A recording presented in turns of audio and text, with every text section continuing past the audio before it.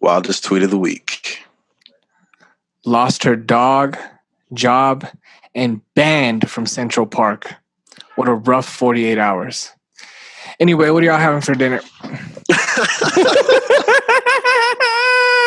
Oh, I love that. Oh, that one comes from at Breonna, by the way. Hey, is that regarding that bitch that was she's like the dude in the We know her name individually. I don't think we can get away with calling her a stupid bitch, even though she's a stupid bitch.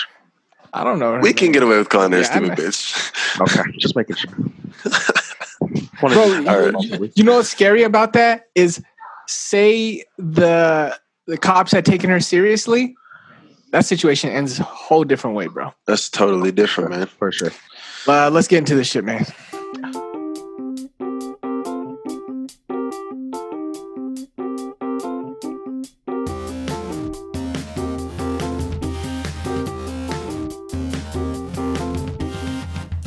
It's the Bad Apple Podcast. Yo, what's going on, everybody? I'm Orlando Breeze. And I'm your boy, Jay Gray, man. We got Teddy Bones here with us today. Yes, our super producer, bro. Man's gives a quick shout out, records the podcast on his account and sends them to us. You know what I mean? A couple of the other normal guests couldn't be on today, you know. Shout out Edwin Habib. Shout out Danny Ray. We should have Joe Cruz joining us later on. But let's go ahead and get right into it, man. How's everybody feeling? Oh man, it's been a wild week. It's been a crazy ride. I'll say that much. Crazy week, yeah. The flip from last week for sure is just massive. Yeah, man. It's I think, needless to say, everybody's kind of going through a rough week. There's a lot of stuff going on right now. Let's just go ahead and start it off right, man. R.I.P. to George Floyd. Yeah, George Floyd, man. Rest in power, dude. That nobody should be going through that ever.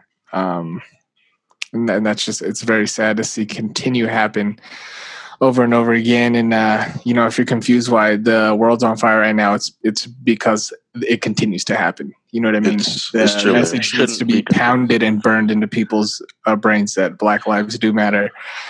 And that's why this will continue to happen until they do in everyone's eyes. So it's a very clear message, because it's not coming across in the peaceful ways. It's not coming across because I write a word every 10 minutes. It's not coming across. So right, exactly. It's not coming across when I kneel. Think about. Yeah. Yeah, man. What do you guys think about like everything that's going on right now? How do you guys feel about the rioting, like the protesting? There's like multiple major cities. I think we're looking at like LA riots, Chicago, Atlanta, obviously Minnesota, Minneapolis, Minnesota. I think they were even protesting here. Maybe I was gonna say it hit us. They hit us last night too. Yeah. I guess, yeah, like the protests. I know Seattle's but I'm also hard. talking about the just like the riots, the rioting part, like where they're kind of, going a little harder. I think it's good, man. I think that it shouldn't just be happening in Minneapolis. You know what I mean? This is, like I said on Twitter, if injustice exists anywhere, it exists everywhere. And so, you know what I mean? If something is happening there, it affects us all, and we got to riot too, man. It's absolutely true. I think that's the stupidest thing to me is that concept doesn't make sense to people. Like, oh, well, it's not happening here. It doesn't fucking matter. It's happening, period. Absolutely. It's going happening, to affect somebody across the street from you because it happened 7 cities down. So it shouldn't fucking matter that it's 7 cities down or 7 states away. That's the stupidest fucking concept I've ever. It's because we are in such a social media age, it doesn't take more than fucking 30 seconds for me to post some shit and it get to Japan, for it to get to Japan, for it to get to fucking Texas, and I'm in Ohio. It doesn't matter. Right, man. And you know what's really sad, man, too, is that I know everybody's probably been seeing these kind of posts all week, but I don't really care. I'm gonna say it anyways. Like I think Will Smith said it the best. He said that, right now racism isn't worse. It's just televised. That's it. Right. Yeah. And that's true, man. I think a lot of people were able to sweep it under the rug because they weren't put on blast, and now they are. And that's that's why people scream Black Lives Matter, because we have to make that louder than what they're doing. You know what I mean? Right. Yeah, exactly. It's getting to a point where it's like, yo, you're either with me or you're against me. Realistically, there is no neutral ground. There is no gray zone anymore. Right, man. Sorry, Jay Gray. No. You're gonna have to be Jay Black now, dude. Jay Black no gray zone. Hey, man, you see me? I could rock that. I could rock that. Nah, but I mean, the thing about it is, like, people listening to this, I want you to know right now that if you are here and you're listening, you can expect to know that everybody here, we're all pro Black Lives Matter. We're all pro protest. We're all for it. 100%. And if something that we're saying is going to be offending you on this podcast, I don't care. And you can stop listening. You can stop subscribing. You can I'll refund you money. You can hit me up personally. Tell me you don't like it. I really don't give a shit. Well, see, listen, I'm going to go the other way. Listen, get the fuck over it and listen to the message. Well, so I'm gonna. They were saying something that you need to hear. If it's offending you, there's probably a reason. And give me a couple hours to see if I could fucking get you to understand. I'm gonna step in the Jay Gray zone here and say that. If you do disagree with us, give us the opportunity to change that for you. You know what I mean? This isn't. You're not going to listen to this with a group of people, and then they're going to be like, "Wow, you switched your mind all of a sudden." You know, let this change your mind in private, and then adjust accordingly and move forward. Hopefully in the right direction. You know what I mean? And if not, well, then like what Jay Gray said, man, you guys can fuck off. Then go that side, yeah. and all seriousness, yeah. Kick rocks. Get the fuck out, because. Yeah. If you're not even going to attempt, if you're not going to hang out long enough to understand where the fuck people are coming from, I don't really want you around anyway. Exactly. And let me jump that off with saying, you know what I mean? I'm obviously not Black. You know, I'm aware of that also. So, you know, whenever I speak on stuff like this, you know what I mean? I obviously can't speak to the, you know, like the lifestyle. Yeah. You know what I mean? Like I've never been in those shoes, but just being on the outside is kind of wild. And being brown, you know, I've experienced my own prejudice, and it's horrible in any sense. Like, and so whatever I say is basically how I interpret the things going on around me, because I have not been in those shoes, and everyone else should be doing the same thing. You know what I mean? Right. You guys should be trying to put yourself in these positions. Exactly. Even if you haven't been in them. I think at this time it's really important. Like I mean, Breeze is my brother, man. These guys are the closest things that I have to brothers, and so to me, it's very important at this time. If you are a non-Black person, don't try to explain. Don't try to justify. Don't try to find a reason to like play devil's advocate. Like that's the last possible thing that you could do, man. This is a time for you to just like sincerely, like with open ears, like just listen. Like for once, just listen. Listen and speak up against those who are still trying to oppress. You know what I mean? It's hard, and I'll say this from a non-Black perspective. It's hard to find the line of like, yo, you can't say this because you don't know about it, but also I need to say something about it because being quiet is going to do nothing to help anyone. You know what I mean? Exactly. And so, you know, still make sure you guys are doing your part and you're letting people know that, you know, Black lives do matter, that, you know, any injustice from anyone, you know, it's not singling out cops. It could be a hotel manager. It could be a mechanic, you know, raising prices for, you know, like anything. You just have to speak out against that, man, regardless. Yeah, man. I think do you guys think that this like super worthless excuse for a fucking human being is going to end up getting charged? So I was speaking to one of my homies who comes from a lawyer family. Sorry, James. And he was saying, he's like, you know, what's tough is that everybody wants to see, you know, first degree, right? Right. He's like, but the reason, I forget what case it was, but there was 4 officers and they tried to get them all with first degree and they all walked because it's hard to prove first degree because first degree is premeditated. He's saying it sucks, but from a legal standpoint, you can slap someone with 3rd degree, like in a situation like this, and it's a guarantee. You know what I mean? Right. Like he might not go away for life. And but he's going to go away for some time, and that's why people protest, because he should go away for life. You know what I mean? Yeah. Like there needs to be a way, but basically what I think is going to happen is I think they'll be able to easily slap him with a 3rd degree. Hopefully he'll do more than 15. Right. It's the rest of his fucking and this is soulless life in there. This is where I fucking hate talking about this, man, but I am not I'm not a super political person.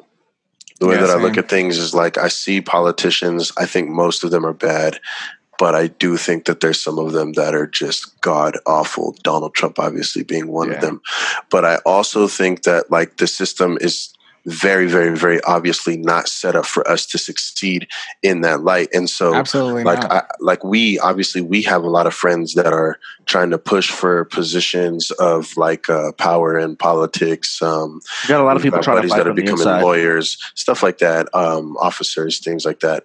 And man, like this is the time for us to really make a huge change. Like our generation of like the 90s, and even onto like the 2000s now, like these guys are turning 18, they're turning 21.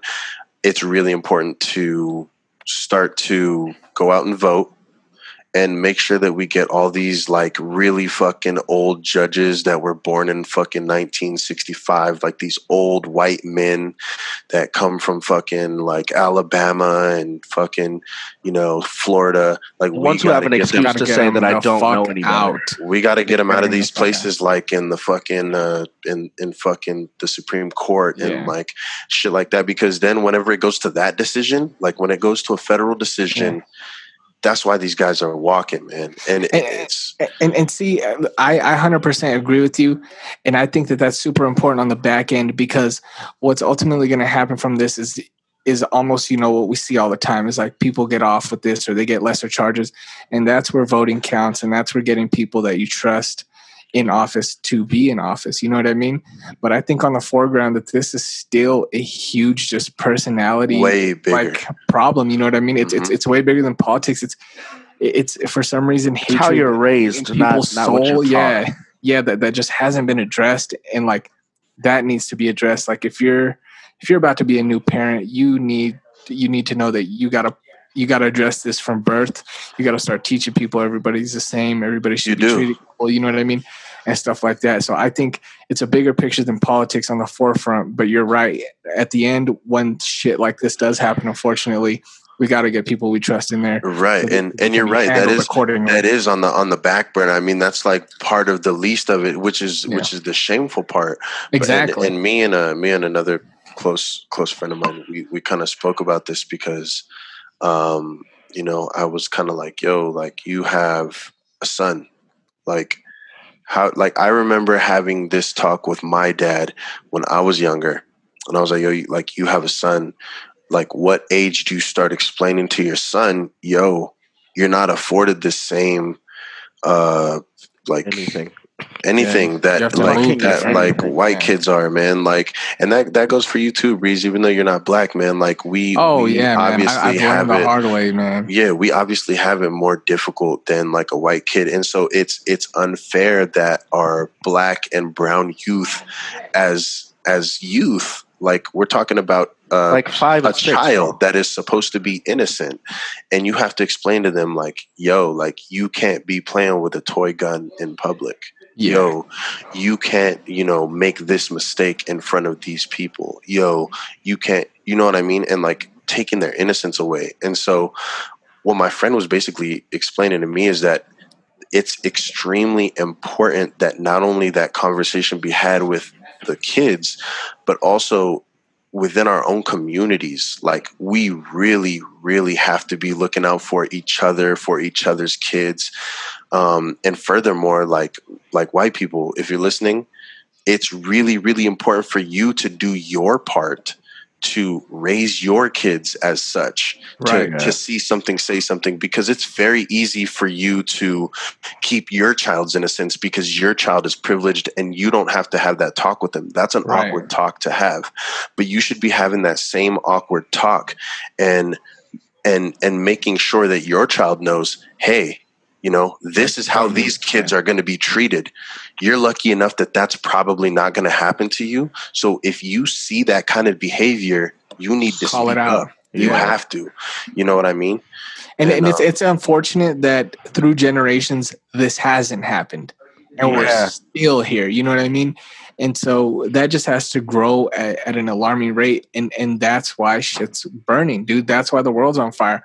All of these points that you've heard and you will continue to hear. This is the reason the world's on fire, bro. It's just over and over and over again, just falling on deaf ears, man. I mean, I wish that like we could go back to when Colin Kaepernick was kneeling and just be like, yo, hey, pretty soon, like if you keep on telling this dude and you keep telling these players not to do this, man, we're going to get to a point where you're going to start a revolution. And that's what we're watching unfold between our eyes, and it's not for no reason. Yeah. Right. You know? I remember when my little cousin hit high school. I swear, his freshman year, I think I maybe had the conversation with his 8th grade year, because he's half white. And he, for a really long time, looked more white than black. And so I knew for a fact when he wasn't around us, he wasn't paying attention to that kind of shit. We were able to protect his innocence to a point.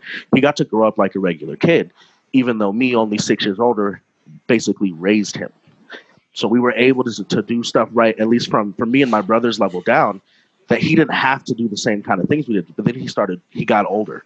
He got taller. He got 14 and 6'3", and I'm like, look, I need you to understand 80% of people are going to see you as somewhere in the middle, but the 20% that don't, they're choosing to. You are black. And I know that you know that when you're at home. I know that you love that when you're at home. But when you're out in the world, I need you to understand that you need to move like me. Right. Yeah. And I know who you're talking about. And it's like whenever you're raised around black, you get it, but you're still separated. You dress a certain way without thinking about it, right? Mm-hmm. You might embrace certain speech the way that other people probably don't.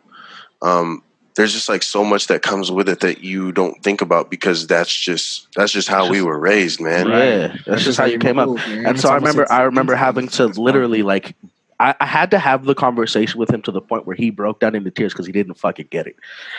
He was like, why? It did not make sense. Why do I have to change who I am? I can't even tell you why. I don't fucking know why.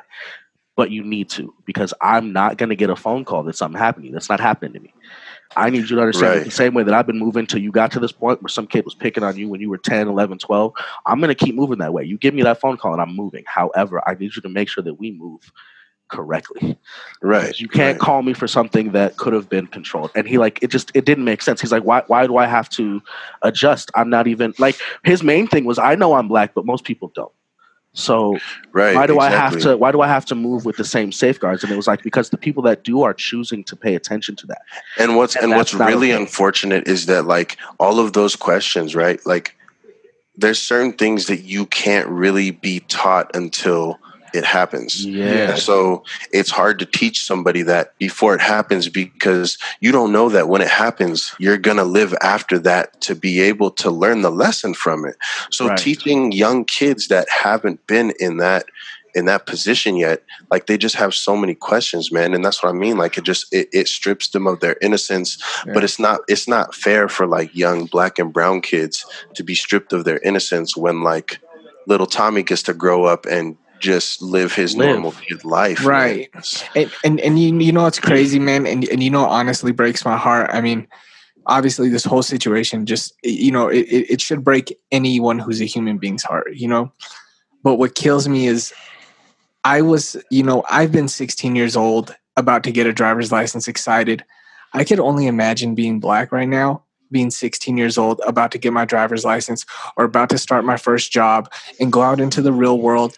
And you have all these ambitions growing up, this is going to be so cool, man. This is going to be so dope. I can't wait. And then you still see how your people are being treated. And it's just that would put so much it's just a cloud on everything. Fear and panic in me, man. I wouldn't even be excited anymore. I didn't get my driver's license until I was 21 on purpose. That's because wild. well, so for me and for the longest time, I'm not even joking. For the longest time, my goal was I'm making it to 23, and I got to make sure that I do enough shit to get there. So I'm not driving shit. I'm not going to get behind the wheel of shit. I'm going to make sure that I'm walking, I'm skating everywhere because you can't say nothing to me. And if you do, I'm going home. Give me a ride. Right. Like there's less variables if I don't put those things around me. I didn't get my driver's license until I was 21 because I had to make it to 23. Once I hit 23, I was like, oh shit, I can look further than this. Like, and then it's another like click. Like, oh, I don't even know what the fuck comes after this because I didn't think I was going to hit this. And you know what's wild about that, bro, is that even with that kind of thinking, like we're still at risk. Look at Ahmaud Arbery, man. Like rest his soul. Man was jogging. Isn't that crazy, bro? Man was out on a jog, man, and like I think that we've been watching police brutality for how many years now, man? I mean, when did Rodney King happen, man? We were not even old enough to know. We must have been. That was like what 90. Oh man, yeah, probably 90 we either babies like or right before we were born. And so it's just always been going on, and go ahead and finish this. No. Well, I was just gonna say. I mean, it's been happening for a long time, but I think that this year is this past whole year, not 2020. This past whole year has been the first time that it's brought me to tears. Mm-hmm. It's brought me to an unhealthy amount of rage. It's brought me to a really bad place mentally, and especially. I pay more attention to like, okay, wait, hold up.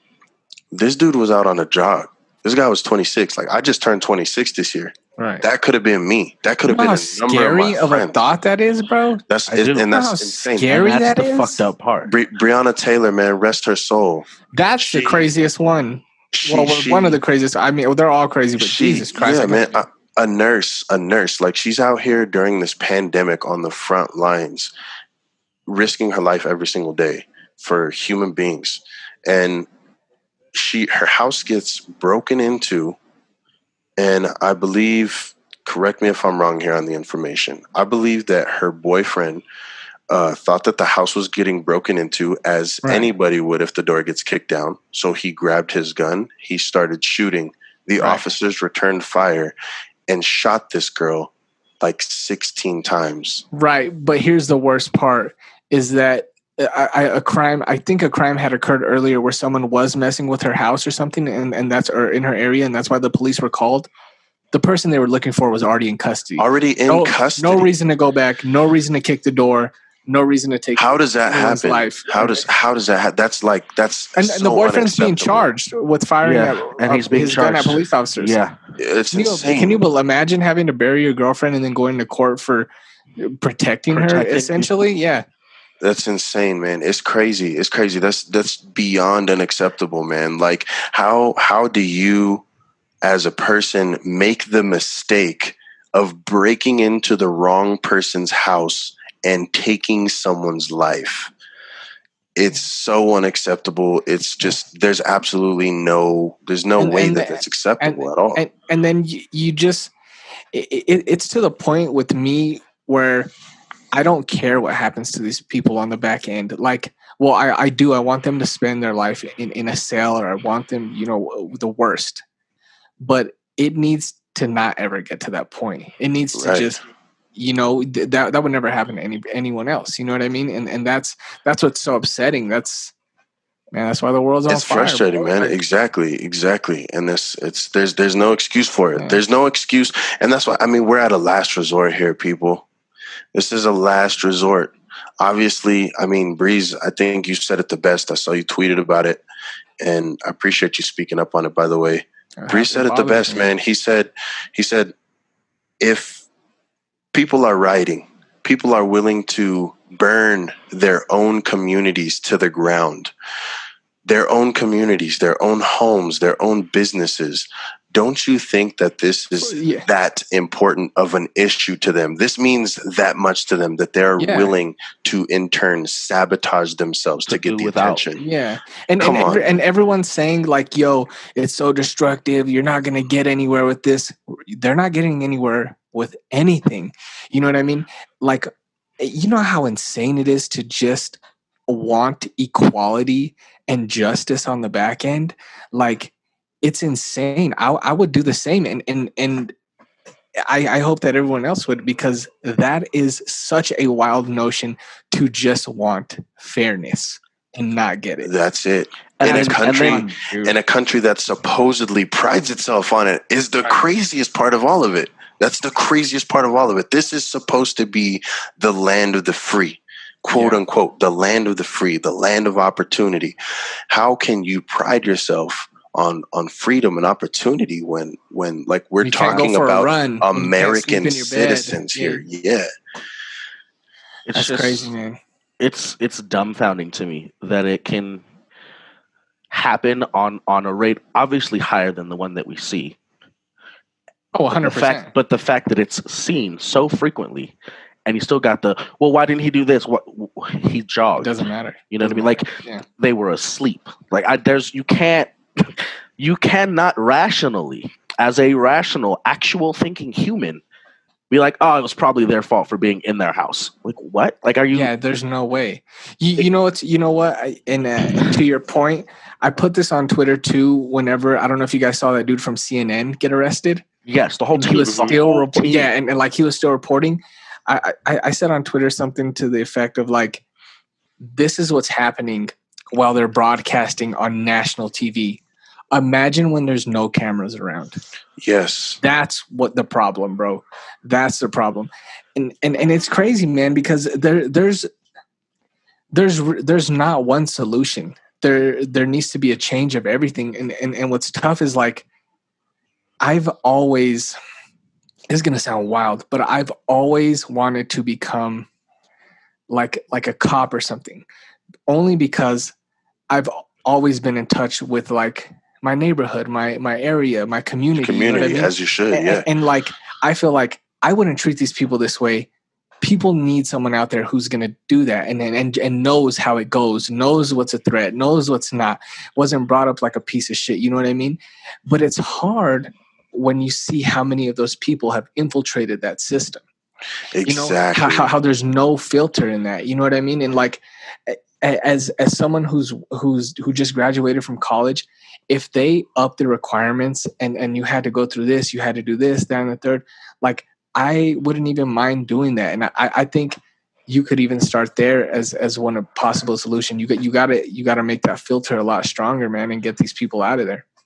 You have to. This week for me has been so tough because out of the 10 most important people in my life, friend-wise, or even just in general, 4 of them are police officers or paramedics. They're in the front.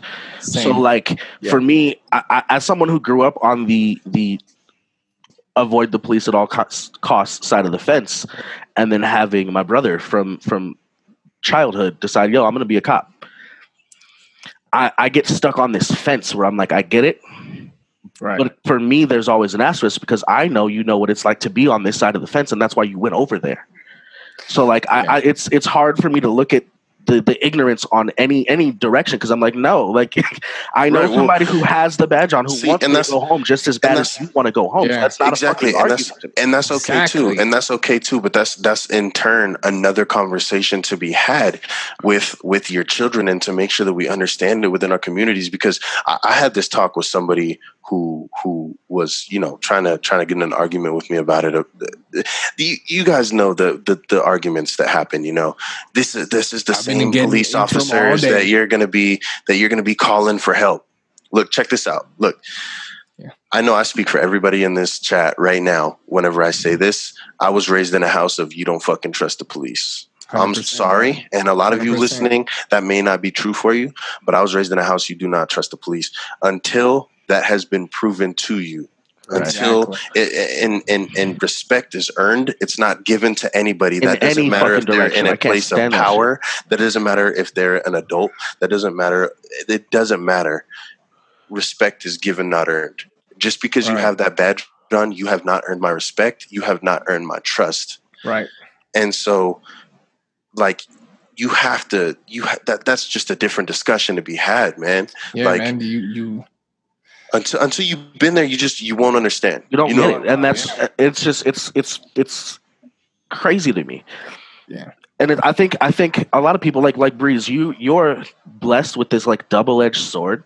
I feel like, because not only are you far enough replaced or removed that a lot of the shit that I've gone through every single day, or Jesse is caught in every other day, because he's also a little bit removed, you still were standing right next to someone when it happened. 100%. You know what I mean? Like that shit that happened to us in Denver a year or so back, a couple years ago. Yeah. You're right next to us, and you see that Exactly. like your initial thought when something happens to somebody close to you is protect, right? But then 100%, bro. You saw that the hesitation where like, I can't. I'm black. I can't. Yeah. I can't stand up for my friend because we'll all go home in boxes. Exactly. And like, and that's a perfect example, bro. That is 100% perfect example, because I've never wanted to fight. Like I just instantly was like, let me handle this. I can protect you from these people trying to harm you. But then I think it was like you or Jesse. It was great. Like, it was great because I was gone. Yeah, I went black. It was fuck that. That's my homie. Yeah. I need to do something. And then Jesse's like, yo, you cannot get in these people's face, man. They will kill you. And that's insane, because I know if one of us were white, situation would have been different. Totally, let me explain for the listeners something that happened, man. A couple of years back, we had a show to do, something different show in Denver, Colorado. We performed our show. It went well. We had a successful event. We had a lot of fun, and afterwards we decided, hey, like, we're in Denver, we might as well go and have some fun. Matter of fact, we're out there during 420. Now, I don't smoke. Oh yeah, that's right. And neither None do of us. These guys very much. But here and there. Yeah, here and there, but I mean, we're somewhere where it's recreational and it's 420, so let's go out and let's see what we can get into. Yeah. So we plan on going to the club. We're in downtown Denver, and we're just walking around, man, enjoying ourselves just like everybody is. And another buddy of ours, ex-buddy of ours, kind of stepped off the curb to go around someone that was in a driveway coming out of a business. And a cop comes. Mind you, all of us did. There's 4 of us. Yeah, everyone. We all had to walk around the car because this needs to be prefaced. He's not in the back of the line. He's somewhere in the middle. I think he was third. Yeah, right. we had to walk around this car that was step around. Sticking out. He's somewhere in the middle of the line. 3 other cars miss the rest of us perfectly fine. They adjust. So now something's happening. Yeah, so now he's stepped into not even what is the street. He stepped into at best the gutter. Yeah.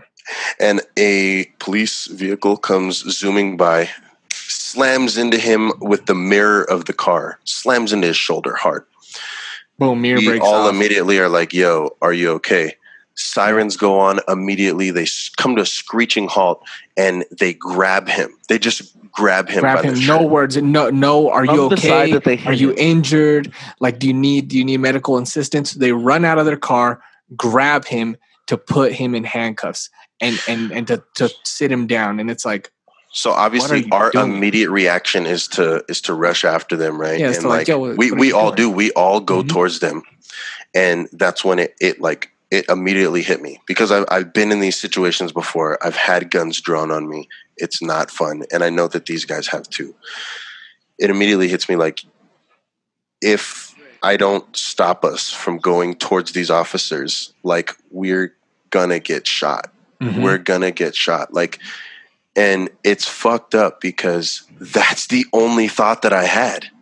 Yeah, it wasn't. These are police officers who just hit my friend. Oh, since they're police, we're probably going to be safe and be taken care of. It's no, like, we basically just came face to face with a huge gang that has guns legally, and we don't. Like, exactly. There is no, there not an ounce of anything in your body tells you, oh, these guys are good guys. These guys are going to help my injured friend. So see, this is the fucked up part for me. My first thought was, shit, we're going to be stuck here for 2 hours because they got to call the cop. They have to call an ambulance for him to check him out. We're fucked. We're going to be stuck a whole night. Keep in mind, no ambulance was ever called. Right. And that's the part that fucked is within 30 seconds, they're manhandling him on the side that they hit him on. And I'm like, hold up, dog. I have friends that are cops. You have to, like, I know the process because I went through the shit with them. You got to call an ambulance because he doesn't know. He doesn't know if he's okay. Fucking adrenaline. Are you serious? Like, exactly. We're stuck. I'm under the impression we're going to be stuck for 3 hours. They're going to check him out, realize he's fine. And then whatever, we'll get a ticket for something stupid. Right. So now I'm faced with a situation where like I'm immediately rushing after these guys, like to get off of my friend that you just hit with a vehicle. And it hits me just like that. We can't do anything. I have to pull Breeze and I have to pull Teddy off and tell them, get back. I think your exact words were, we have to go home. We're like, we have to make it home. We're not from here. We got to go home. Yeah. Were your exact words. And even when you said it, bro, I'm still black. I'm like, I know that my exact words, so I don't give a fuck. I don't care. Cause I know I read the situation. I'm aware. I don't care. Right. And exactly. And I think that's the other shitty part is when you grow up so opposed to the badge. Right. You're aware that every situation could end with you not going home, and that's the shitty part. Is it doesn't take long for you to flip that switch. To look, if it comes down to my principles or my body, I'm going for my principles. Exactly, I'm going for what is right, so I don't care. And it took, you had to scream at me to back up because I'm good. I don't care. I already know what it is. Right, but and this is wrong. So what's crazy? Here's the craziest part about the whole thing, man, is that just for everybody listening, like. It's 4:20 and we're in downtown Denver. If that can paint a picture for you of how many white people are walking around the streets, out of every single person that was walking around, two people stopped, walked up to these officers and said, hey, you know, what's going on? You guys hit this guy. Everybody else, man, they just walked by, didn't fucking worry about it, didn't bat an eye, didn't bother, you know, nothing, man. And so it's like, that's just one instance in a very busy area, very busy area. I want you guys to think about what might be happening in these other areas where there's nothing going on. There's no people around. Like, how do you think that cops are treating people, man? Like, it's just. I gotta touch on that too, because the blessing was the two people that stopped were white. Right. They were white. The two people that cared did exactly what we're asking everybody to fucking do. Right. And if it's wrong and you have a shield to protect, fucking use it. If your skin doesn't look like mine, you have a shield, my guy. Help. Use it. You have use to. Your privilege to help, man. Use your privilege to help. The unfortunate truth is that we are in a society where between media and movies and TV shows and all of the shit that has happened through the years, I don't know how, they're scared of us. When I say they, I mean like anybody that's non-black, they are scared of us unless they have inherently been taught not to be, which there obviously isn't so many of. Right. They are scared of us, you know? And so like picture seeing your grandpa be treated as though he's a scary guy. Like, this is a fucking 60-year-old man with a heart, with like, this dude is tender. This dude raised me. And this guy is being looked at away. I've seen the same situation with my dad, man. Like, my dad is a fucking one of the most tender people you'll ever meet. He's a jokester, man. Like, he's, you know, and like, you just see the way people look at him sometimes. And it's just like if he's an instant threat, man. Right, man. It's a shame. It's a shame. Like, and my dad is an educated dude, man. Like, my dad has a degree, you know. My grandma's a Delta. My great grandma, she was one of the first black women to work for the city of Albuquerque, man. Like, I have real deep roots in like the Albuquerque black community, and to see people look at my family that way is crazy. And you see it. Like, you see it. I think another thing that's kind of crazy is I didn't realize it till I was 16, maybe 17, that everything that I did was behind the shield of I have to go home and I have to move different. And I literally, one of my best friends is a 5'3" little white girl, privileged life, but did it right, did it correctly. Like she grew up in a way where she could ask for anything and get it, and didn't. From birth, from childhood, she could ask for anything and get it, and chose not to. Chose to understand that people don't always, and I think it's again because she's mixed. She realized this is not something that everybody gets, and I shouldn't be an ass and just get it because I can. And knowing that, and then, you know what I mean, you fast forward to we've known each other for maybe 6 months or something. We get on a bus to go to her house to go hang out, and every person on the bus is looking at us funny. And it was literally the first time I've ever seen anybody recognize their privilege and be confused by it. Because she was just like, why is everybody looking at us? And I had to explain to her that she was white and I was black. And I think it speaks a lot to when you're raised not having to pay attention to that, it doesn't even fucking come in your mind. Right. And when you're raised to only pay attention to that, the other side never even comes in your mind. Like I immediately I walk on the bus and I'm already annoyed because I'm like, all right, well, fuck, you're white, everyone's gonna look at us funny. And then 30 seconds, it's just like, why the fuck is everybody looking at us? And I didn't understand, because New Mexico or Albuquerque, for the most part, is a fucking melting pot. It really is. 100%. So to me, knowing that she grew up with privilege and ignored it, kind of, sort of, or just used it responsibly, it did not make sense to me that she could still be disconnected. Yeah, and see, I wanted to touch on that too. I have 2 points here, and it's you hear us tell tales of people we know who are white, people who we know who are cops, who are still good people. And what I think people misunderstand is that when we say Black Lives Matter, is that we're saying, yo, you cops, all of you 100% are pieces of shit. All you whites are pieces of shit. Correct me if I'm wrong here, but the way I've always interpreted Black Lives Matter is that it's for the people who need to be reminded. People like the guy who killed George Floyd and the guys who stood around and watched. You know, people like the cops that kicked in that door. People like those 2 pieces of shit that's shot. What's his name? Ahmed? Ahmaud, yeah. Ahmaud, yeah. Uh-huh. Yeah, and it's like, I've always interpreted Black Lives Matter as a reminder to those pieces of shit that, hey, bro, you know what I mean? This is happening. And that's why I think it's important for all races to speak out and share that message, to let those pieces of shit know, like, yo, we're on their side, bro. Like, you cannot continue to be acting like this. And that's where I think the disconnect is coming from. I think people are so like eager to get into like conflict or an argument that they're like, no, when you say that, you're saying fuck whites. When you say that, you're saying fuck cops. And it's like, no, when we say that, we're saying fuck anybody who doesn't know that already. Yeah, and how self-centered you could possibly be to not fucking know that immediately. Exactly. Right, exactly. And to put it into perspective for anybody listening, if we haven't changed your mind yet, and if you haven't, left by now, it's like, imagine, God forbid, imagine your dad has cancer, okay? Your dad has lung cancer. And you go out on a Saturday and you go do a lung cancer walk. And I walk up to you and I say, what are you out here doing this lung cancer walk for? Fuck your dad's lung cancer and fuck lung cancer. My mom's got breast cancer. So how about that? That's more important. Like, dude, what? That's what you guys sound like. That's what you guys sound like.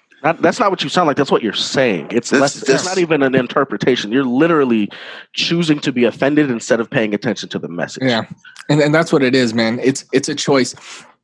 People have a choice to either engage in this fallacy and this straw man argument, or they can choose to be like, hey, you're right, man. There is pieces of shit. You know what it is? It's because people who disagree, they're like, hey, man, all lives matter. I know that all lives matter. So we're not talking to you, brother. So if you know that, then why don't you use your voice, since you understand that Black Lives Matter, to tell some of these other pieces of shit that they do matter.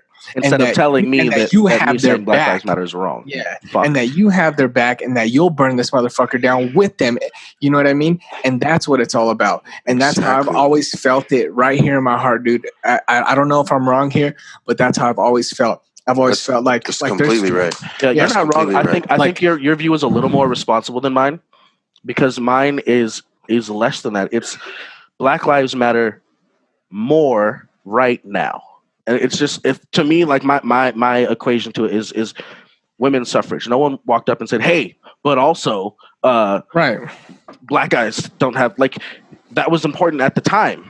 Right. We had already reached a certain level where we're like, all right, it's someone else's fucking turn. Like, it's okay to be concerned with the least benefited person in the room. Oh yeah, and that's the responsible thing to do.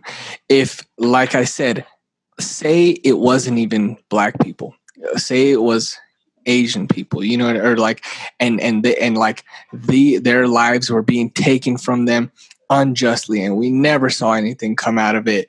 You know what I mean? I would do the same if that was the matter at hand. The matter at hand now is Black Lives Matter. Yes, we're putting it on a pedestal. Yes, you should too. Yeah, like it needs to be put on a billboard. That's what needs to happen, because there's people who don't get it yet. Yeah. I literally spent all day today actually just like reposting any perspective from a white person to get white people to understand. Yeah, and that's a good idea. Let me try to find, because one of the best ones, it was so fucking simple that it just, you know, and not only too, like what you guys are saying, you know, it is also that people want to like pretend to know everything and whatever, but I think that it's even a little bit further than that. I think that it's majority selfishness, man.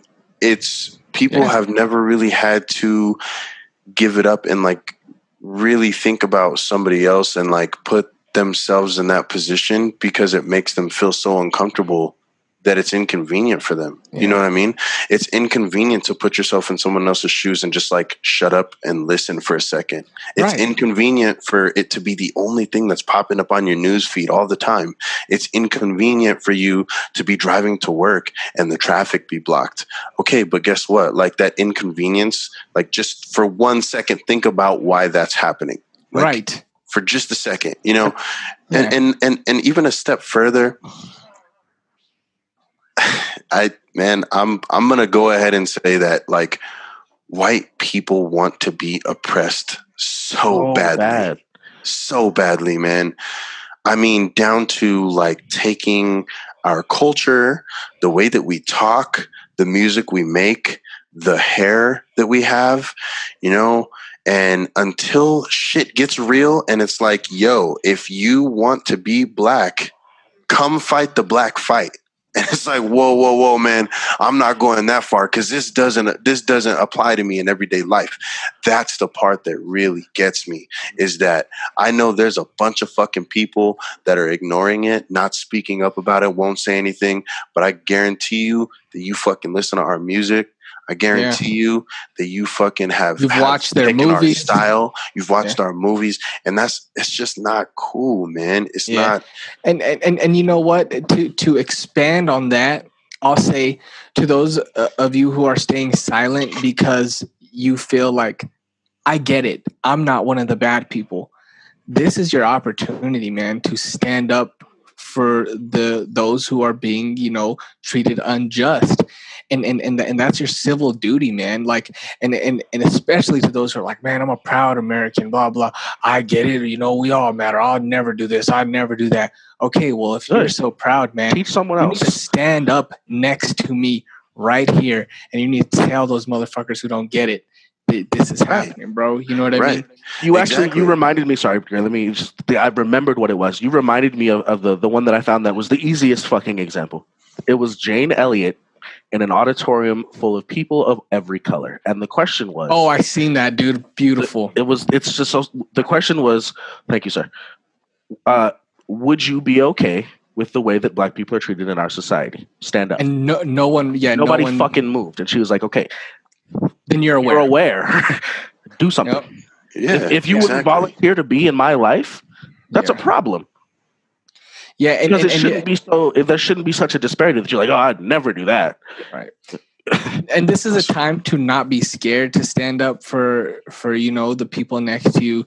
This is a time to get out there and let people know. Even if you're speaking to people who already know, man, just keep putting it out there, bro. And look, man, we're not asking you guys to get out and fucking go and loot places and burn shit down, and you know, that's not what we're asking you to do with your privilege.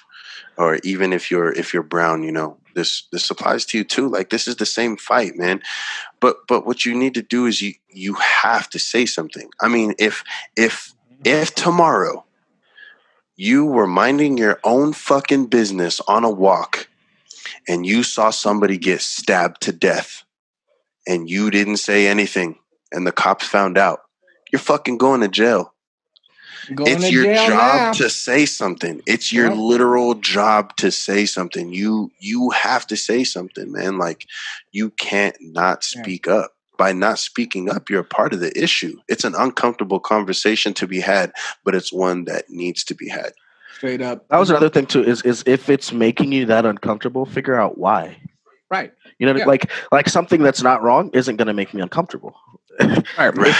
If the situation is correct, you feel me? I'm not going to be uncomfortable. It's going to be completely okay. So Because, the fact that I'm so uncomfortable, there's a fucking reason. Yeah, there is a reason, and that's and I will say, I'll give you a small pass, because it probably was someone's duty to explain that to you and have that talk with you when you were growing up, and you probably just never had it, and that's why you're uncomfortable now. But all right, like, go tackle it now.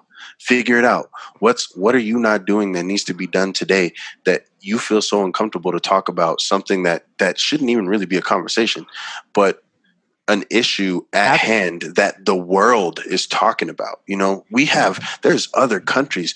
My God, dude, I just seen a video of them outside of the U.S. Embassy in Berlin, Germany. A huge group of people protesting. I mean, this is literally on display for the world right now.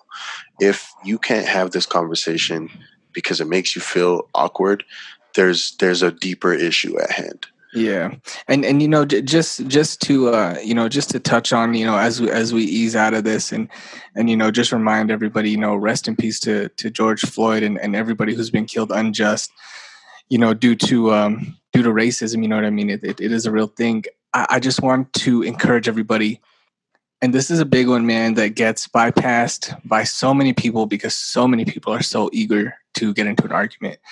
It's, don't be scared to change your mind, bro. A lot of people have their, you know, they have this opinion, they put it out into the world, and now they think, I have to defend this forever. Yes. You are entitled. But you don't. It's called growth. You don't have to defend that position. If you read something online and all 900 of your friends and the girl you have a crush on see someone make a good point to you, and you say, damn, you know what? Never thought of it like that, bro. You make a lot of sense. I think I'm going to recalibrate all of my views. No one's going to think any different of you. They probably will think more highly of you. Because you have the ability to grow. I don't exactly. Yeah. You literally have never done anything in your life. Nothing. Not a single thing that you didn't know how to do that didn't require you to admit that, fail a fucking few times, and grow. Yeah. So you know, and I got into an argument with somebody on Facebook today, and I said, I know I'm not going to change your mind publicly. I know that. But what I'm going to tell you, I want you to get off of Facebook, and I want you to reflect on it. You know what I mean? And if you're still going to defend this position on Facebook and stuff like that, cool, man. But maybe in your personal day-to-day conversations with people who don't see your Facebook, you might be like, hey, man, you know, that made a lot of sense. I think I'm going to do this. And just start to change your views, man. I think that's where a lot of the standstill happens, is the fear to admit you were wrong and to change and to grow. You got to get over that hump, man. To just want to be right. And then also to just defend a position.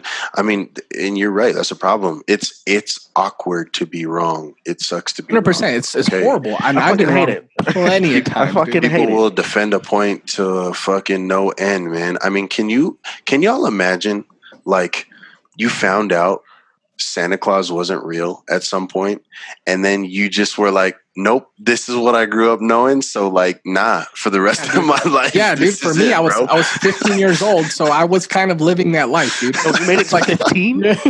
I was pretty old. I think I was in like 7th grade, dude. Dear God. I think that's like 11, but still, yeah, man. That's exactly what it is. Jesse, you said it perfectly. That's exactly what it is. Would you still get on our guy?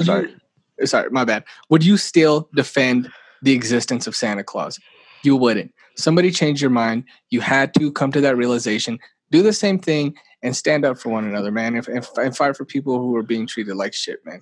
Go ahead, James. In the true fashion of our guy who's not here, Danny Ray, I'm going to say fantastic segue, because you did bring us out of that, and it's a little lighter, so we should continue that way. Got his ass. The last thing that I want to touch on is, first of all, that is correct. If you wouldn't defend the fucking existence of the Easter Bunny or Santa Claus, and you know that it's okay to admit that, yo, guy might not be real. It's completely okay to admit, yo, this could be wrong, and I was wrong. Yeah. Also, in the beginning of this, you said rest in power instead of rest in peace. I want to appreciate you for that, because I hate rest in peace. To me, it just doesn't sit well when it's an incomplete life. Because how can that person or anybody affected by it rest in peace? So I really appreciate power. Yeah. I usually change the P to paradise, but power is perfect too. I thank you. Hey man, absolutely, bro. That being said too, yeah, man. Yeah, go ahead, Jesse. No, yeah, just rest in power, man, to Ahmaud Arbery. Rest in power to Breonna Taylor. Rest in power to George Floyd. Absolutely, man. And you know what? Just to say, the reason I say that is because they are powering. They are the battery to this movement. And you know what I mean? And life was not taken in vain. It's not taken for granted, bullshit, man. But we will make sure that the next person that you loved the most, it doesn't fucking happen to them. We're not going to let that go in vain, man. Because you can't protect them. It's up to everybody else to make sure, yo, that guy protected his family and he's gone. Yeah. Now I need to. Yeah, man. And that's what it is too, bro. It's not letting someone die in vain. And that's a whole nother alley, bro. It's like, yeah, we're rioting and we're protesting and we're speaking out against, violence against African American community and people who are brown and people who are black. But at the same time, it's like, we're not just going to let this person die in vain, bro. We're not going to do that. That life will mean something since you stopped it before they could make it mean something. Exactly. And one more thing too. I forgot to get this across. I promise we're going to switch over. But as someone who is like I'm Mexican and I'm black. You guys know that. I'm half Mexican, I'm half black. So like I have a lot of Mexican features and I also have a lot of black features, and I see both sides of the fence all the time. And literally cut your hair different and people look at you different. Exactly. And so I want to say to my Latina family, to my Latina friends, like my Latina listeners, you guys have this duty just as well. I want you 100%. To know that 100%. What is happening in black communities right now is no different than what they're doing with ICE. It's no different than how they're putting little kids in cages. And we're fighting a very similar fight. So it's important for you to come out and show out. It's very important for you to do that. You know what's crazy, man, is I've always had this like inner fight to just be like responsible. You know what I mean? And I'm at a point where, I'm sorry, I know we're gonna get off this topic, but now I got hot. But I'm at a point where I need to see something big, man. I need to see like a constitution rewrite, bro. I need to see someone taken out of office. Yes. Physically. I need to see, you know what I mean? Something major, bro. I don't, you know what I mean? I want justice for this one incident. And yeah, but now I'm at a point where I need to see this motherfucker burn. I need that whole shit rewritten, bro. Why are we still following something that was written in 1700s, bro? When I was fucking property. Yeah, exactly. If it was okay to change your mind and realize that, oh, that's not 3/4 of a human, it's a whole human. Change your mind again and realize that we're still not treated like a fucking whole human. Yeah, nah, exactly. Bro. It's not complicated. Right, bro. We need a rewrite. And that's why I hate people who are like, nah, yeah, I'm following my amendments. I live by the Constitution. It's like, nah, that motherfucker needs to be rewritten immediately, bro. That's a conversation that is not ready to even be had yet, bro. I know, man. That's a whole nother. You know what's crazy, man, is it's sad because all of this stuff, no, I won't say stuff, you know, all of this, pain. The sadness and this pain and stuff is covering up a lot of cool stuff that is actually going on in the world right now. Aside from the pandemic, today, America launched, their first shuttle into space in over 9 years, man. And it's like, like stuff like that gets overlooked because people don't know how to act. And it's just really sad. But I was actually able to watch that live feed today. Luckily, it was a Saturday. I don't know if you guys got to check that out, but it was actually. I didn't get to watch it. I did. It's pretty cool to witness, man. The other stuff, yeah, I didn't get to see the live feed. I went back and checked it out, man. I've actually been trying to, because of how heavy this last week was. I tried my absolute best to stay off my phone today. Yeah, people were mad at me because I usually have I talk to a core of 5-6 people every day, and I didn't have it in me to pick that shit up today. I feel you, bro, and that's what I did too, man. Like, obviously Twitter, everything on Twitter, is about what's going on right now, and then you see this little blip. It's like SpaceX, launch America, and I'm like, let me just click this. It's kind of crazy what they're doing, man. They're pretty much setting up, and I know that we're gonna be older by the time it happens. I don't think it's going to happen for like the next 10 or 15 because years. As long as we got the money to go, I'm fucking going. Bury me on the moon. Yeah. I don't think it's going to happen for the next 10, 15. That's maybe the name of this pond. Bury me on the moon. let me write that down. You're welcome.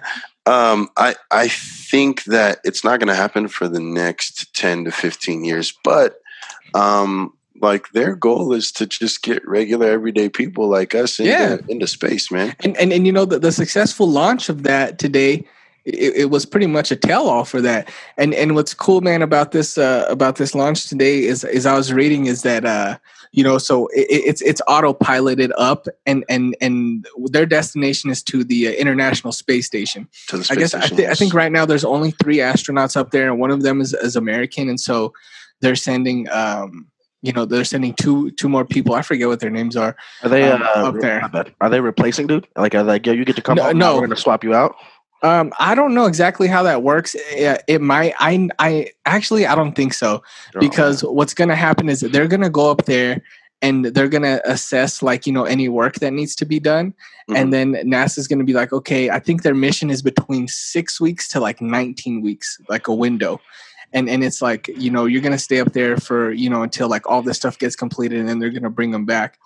But the thing is, all of that trajectory, all of that flight is all automated so that, they don't really have to do much. But what's cool is on the 19-hour flight to the ISS, part of it is manual. And I think part that's manual is the docking on the ISS, which is really cool.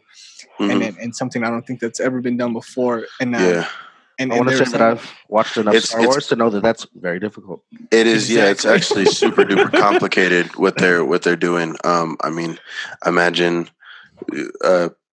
tons and tons and tons of metal connecting with tons and tons and tons of metal and not crashing. Yeah. And you know what I mean? Anything up. In zero gravity. Exactly. Just a little. Oh, by the way, extra. That normal thing that you have to govern up and down and left, fuck that.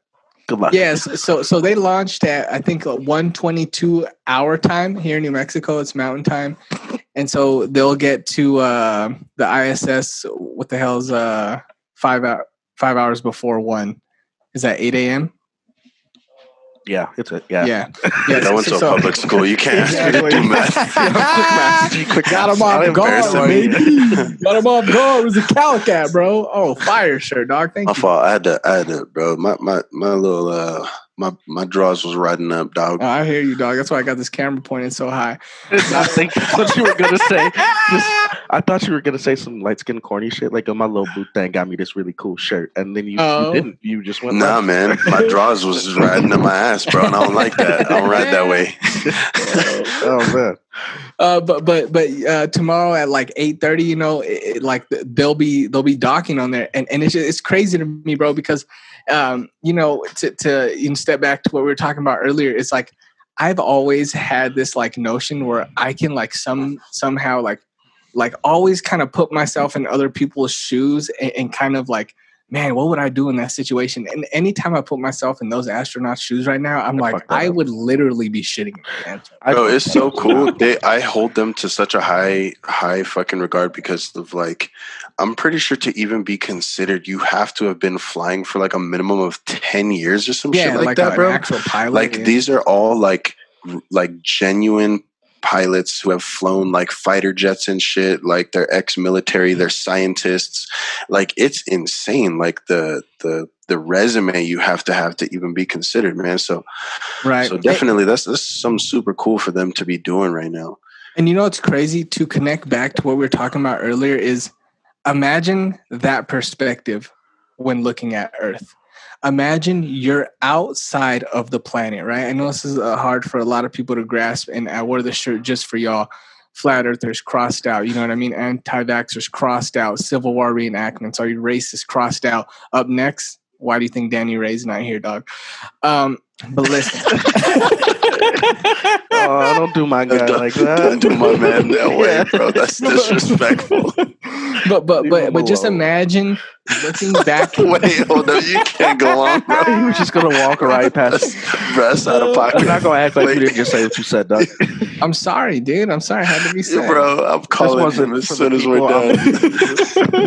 He messed up, man. I wore this shirt just for him, bro. He messed up, so he's You were getting trying to start a all riot within the pod, sir. dude. It's Throwing because shit of around how his room. bad. It's how bad he did me last time, bro. I'm He destroyed crying, my bro. whole confidence in my segues, and so I had to get him back, bro. This is my getting back at Danny Ray, but of course he's not here. This But is he's real gonna beef. see this. You guys Real are witnessing real beef. dude. Hear me out, This is- because I already pointed it out. I swear to you, if you wear a shirt that says some rude shit about sleep next pod, Oh, it's over. I'm driving It's home. over. It's I'm over. driving home in the middle of the pod, and I'm smacking the shit out of you, and I will just piece it together so it's from one pod to the next. Wow. I'm just gonna wear a shirt that has eyeballs wide open on it, bro. It's like this. Now you know what's up, dog. But I'm already sorry, offended. I'm sorry. but not, Watching from up there. yeah, you know what I mean. Triggered. Imagine looking back at the earth and thinking, "This is all we got, baby. This is it right here." Imagine being And on there's the earth people- and not understanding that. Right, you know what I mean? And you're looking back and you're saying, wow, man, like that's us. Looking at the, you know, when you're on the ground level, it's easy to be like, nah, they ain't us. But when you're up here looking down, you're like, nah, man, that's us. And Imagine being in one and going, yeah, they're gonna fuck that up. yeah, dude, like this bitch gonna be gone quick. Yeah, and it's crazy, man. That perspective has always blown my mind. It's like, how could you ever treat anyone any differently when there's people literally right now looking down at this earth and looking down at us as a unit, as a whole, and there's just so much divide within that whole. It's insanity. So I wanted to ask you guys something else that I don't know if you did or didn't know too, regarding SpaceX. NASA, as of like a couple years ago, I don't know how long it's been now, they were actually released from the government and its taxpayer money. Oh, yeah. So being that it's technically a private run facility now, do you guys think that that is going to be better or worse for the advancement of like space exploration? I think we're about to find out a bunch of shit that we're going to be able to find out, dude. You know what I'm saying? Better. And that just kind of touches on all the shit that we were talking about last pod, where you were like aliens and they were admitting certain shit that, you know what I mean, the government might not let off, especially if you're not controlling who goes up there now. Right. You might be right, man. Yeah, you definitely might be right about that. It's kind of sad that they were let go, dude, because I definitely don't mind my money going to them, dude. I've always been a man of science. You know what I mean? That's kind of where where my heart led me. Of course, I've always. About to reach for another degree accolade? No, dude. Biology's. I'm on a cellular level, dude. and that's where I'm gonna stay, man. I gotta make this pod happen. I got a lot of music going on. Dude's always mentioning his degree, bro. I think he has 3 more months of being like, someone that just finished college. No. This is perfect. This is perfect, guys. Since we now have video, I now present to. No way, bro. But why is it right next to you, just ready at all times? Dude, look at my desk. It's for the reach, bro. You're about to find out why. Look at my desk. You didn't have to reach that far for the reach. No, also, fuck you for those tacos, man. Oh, yeah, man. My bad. I was a little hungry, man. We've been pre-podding for a long time. Our pre-pod discussion should be on like a, what is it called when people pay like for the subscription? Oh, don't worry, I recorded it. It's called an OnlyFans. Not the other. We could do a Patreon. I think that's classier. Patreon. That's the word I was. That's the classy one. I'm down for only mans. Only mans. Only mans. Only mans. You only get to see the pre-production if you're a man. Yeah, man. But yeah, dude. I kind of have to give a shout out to SpaceX because in the middle of everything going on, I'm just scrolling through Twitter and I see that little blip and it kind of drew my attention and so then I was like, you know what, man, like what else is going on in the world right now? And I seen that there's another thing trending and it was Pixar's top 5 movies, like rate them. And I was like, guys, don't make me spend my weekend watching all of these. I'm already. What's your time out? Did you? You guys want to do a top 5? Yeah, let's do a top 5. Top 5. Unfortunately, I have a top 7, but I'll try to do a top 5. I'm gonna genuinely try as hard as I can to do a top 5. What's your top 5? Okay, James, are you ready? If people have to do their research, do your research. No, but I got a list in front of me. I got research. Okay, listen, man. Fuck, dude. It is just, man. It's fucking beyond incredibly hard. Wait, make it even harder. Do it in order. How about this? Okay. Yeah. I know. I'm gonna do it in order. That's what's making it so hard. You got to start at number 5 then. You gotta go down. Okay. Oh shit! I gotta. Okay. Nah, because that's where it gets messy for me. No, I know. That's why you need to start at number 5. All right, dude. So let me rank them here. Let's see. I got this one at 1. Damn it! I gotta go this one at 2. Fucking it. This is hard, man. For anybody out there listening, you're in for a fucking ride if you join us on this because fuck, this is not gonna be cool, man. I have to preface that making choices for Breeze already is difficult. It's already hard, man. I would say that Breeze changes his favorite album of all time once a day. And I think that he changes his favorite basketball team once every 3 years. Your position. I never change up. Never change up on the Magic, dog. Breeze never, just like he made it to 15 and still thought Santa Claus was a thing. You know how like 7-year-olds, everything is their favorite and they've never heard of anything ever, even though they just did it 20 minutes ago. I never had a chocolate chip cookie before. And you're like, bro, you had one 10 minutes. I handed you like 10. That's Breeze still. Everything's his favorite, everything. Let me tell you what you do, bro. You have this reset button in your mind, kind of like your internet modem, and you just do that, bro, and you experience everything all over again, dog. Yo, have I been fucking up and calling you a turtle for years and you're actually a goldfish? I don't think that's a reset button, bro. I think that's called Alzheimer's. You should get checked. Oh, yo, just for the record, pre-pod, I told everybody my 3 favorite albums, and I'm just gonna put it on record here. I'm putting it on wax, so I can't go back. Watch him fuck it up already. It's gonna go Kyle, Light of Mine, yes. Majid Jordan, A Space Between, yes, Childish Gambino. I think the title is 3:15:20. Yes, sir. And that's what I'm sticking to, man. I can't argue. We're gonna stick to it for 20 minutes. So we're gonna get back to that Gambino album. But I have my list for you guys of my top 5 Pixar movies. I hope you guys have yours. Coming in at number 5. Coming in at number 5. Incredibles, dude. Incredibles. Okay. Incredibles is number 5. It was just so incredible, dude. Oh, I'm judging you. I feel like this list is gonna make me disrespect you.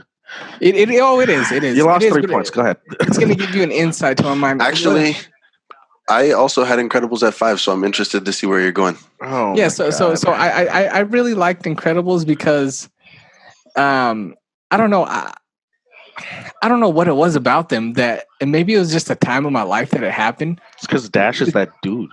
It was just such a good movie, and it really made me laugh. It was like I think what it was is it was like one of the more. Here's what it was. It was I was at that age where I was still interested, and I started to get the jokes, the grown jokes. Yeah, for sure. And I was like, oh, Incredibles is that movie, baby. You know what I mean? So I think that's why it's in the top 5 for me. Number 4, all-time classic. This movie everybody grew up on. It affected everybody. We know it. We love it. Toy Story, original 1. Love it. Okay. You know, I'm not mad.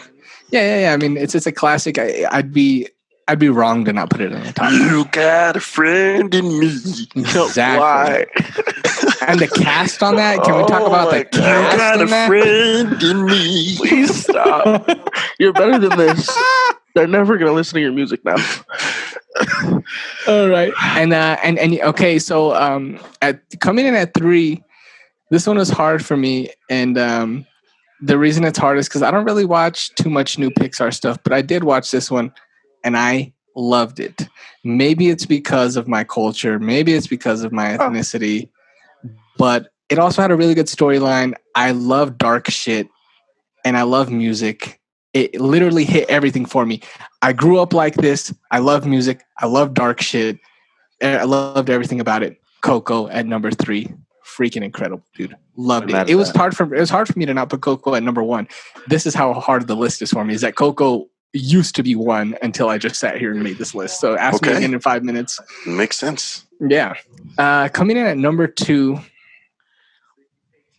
This might throw everybody off, dude. Coming in at number 2, I have A Bug's Life.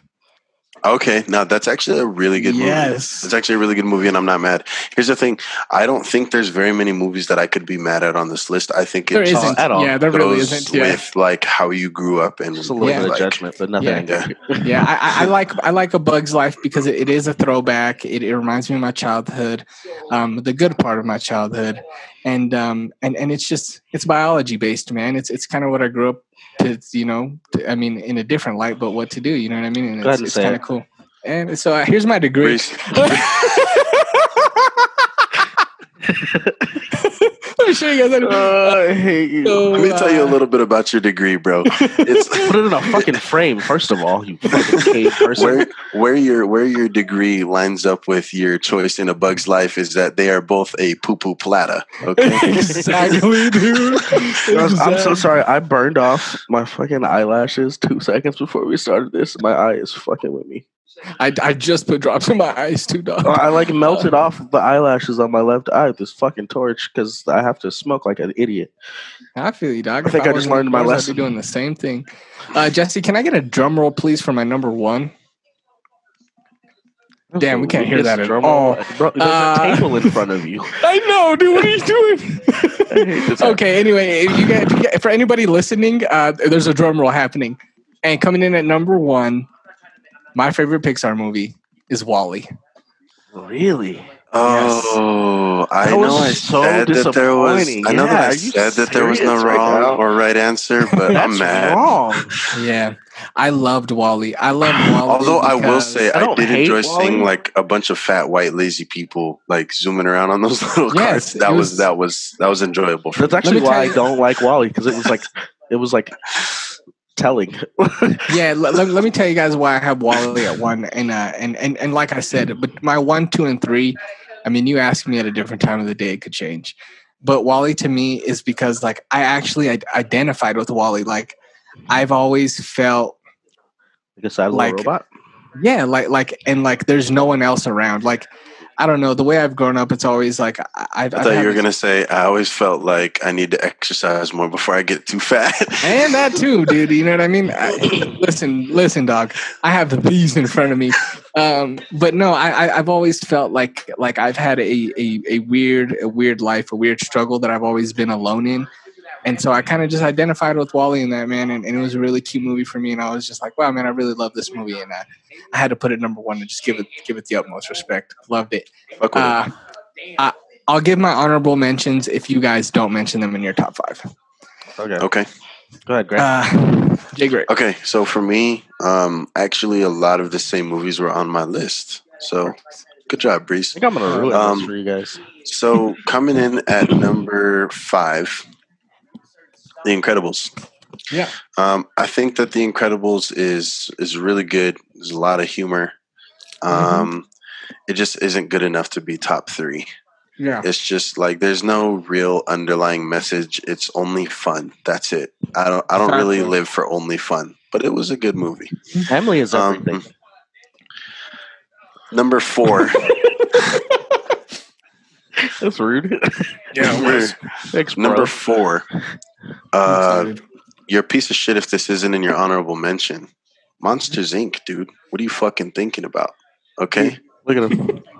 It wasn't. Dude, what's wrong with you? But wait till you hear what's in my honorable mentions. Well, wait till you hear. Go ahead. Bro, Monsters Inc. Monsters Inc. is 8. Monsters Inc. is That's crazy, bro. Okay, look. Okay, Monsters Inc. is an amazing movie. All right? You have these fucking monsters that are just like, they're just like hiding My brother's trying to get away. me high. And I think it already worked, bro. Yeah. No, I didn't. Mine was little. Oh. You have these monsters that are hiding away from like the humans, and they just like find a better avenue for fucking powering their world, bro. That's fucking fire. And they adopt a little kid in the process. Okay, they don't adopt her, but like, come on, They I love kidnapped it, her, dude. Loki. Mike Wazowski. they did. love That shit's fire. Okay, so Monsters Inc. number 4. All right, number 3. I can't be mad at that. Toy Story. Toy Story has to go in the top 3. It can't be in the top 3. If Toy Story is not in the top 3, then you probably like somewhere along the lines of growing up, like someone hit you in the head. You might have fallen as a baby. I have my number 4. Jesus Christ. Yeah, but did both of those things also happen to you? Yeah, they did. Yeah, they did. No, man, Toy Story is Toy Story, bro. Yeah. Like I said, you got a friend of me. All right, number 2, I also identified with this culturally. Coco, bro. Like Coco's such a good fucking movie, dude. Right. Like, so I'm super duper proud of my Black heritage. I'm also extremely proud of my Mexican heritage. Like my stepdad doesn't even speak English, bro. Your stepdad's an amazing human being. Right. He's awesome. Fucking love that guy. I speak enough Spanish to get by. I wouldn't say enough to be fucking like bilingual, but I speak a lot of Spanish. Jesse, your stepdad and your real dad are everything I've ever wanted to be to a child. They're such fucking cool people. Yeah, dude, I love them. Yeah, man, Coco is a really good movie, man. It was really cool for me to see Pixar make a movie and really, really like embrace the Mexican culture, but like do it the right way. Like it's like they didn't skip a beat, and like it wasn't like a vulture. And I know that they did their due diligence and like studied the culture and didn't appropriate it. So I was really, really happy with that movie. Yeah, very good. Definitely made me cry at the end. 100%. I'm light skinned, so it's not like super hard to make me cry, but that was the only one on this list that did make me cry, if you can believe that. Wow. So my number 1, all right, I'm so excited. 1, this is also going to probably be anticlimactic to you guys. But I can literally recite. Are you saying mine was anticlimactic? Abso-fucking-lutely. Yeah, it sure was. It was a letdown. This one to me had a really cool underlying message, and it was also really fucking funny. Like the way that Breeze was saying there was like a lot of adult jokes. This one has the most adult jokes out of any of them. It's Cars, baby.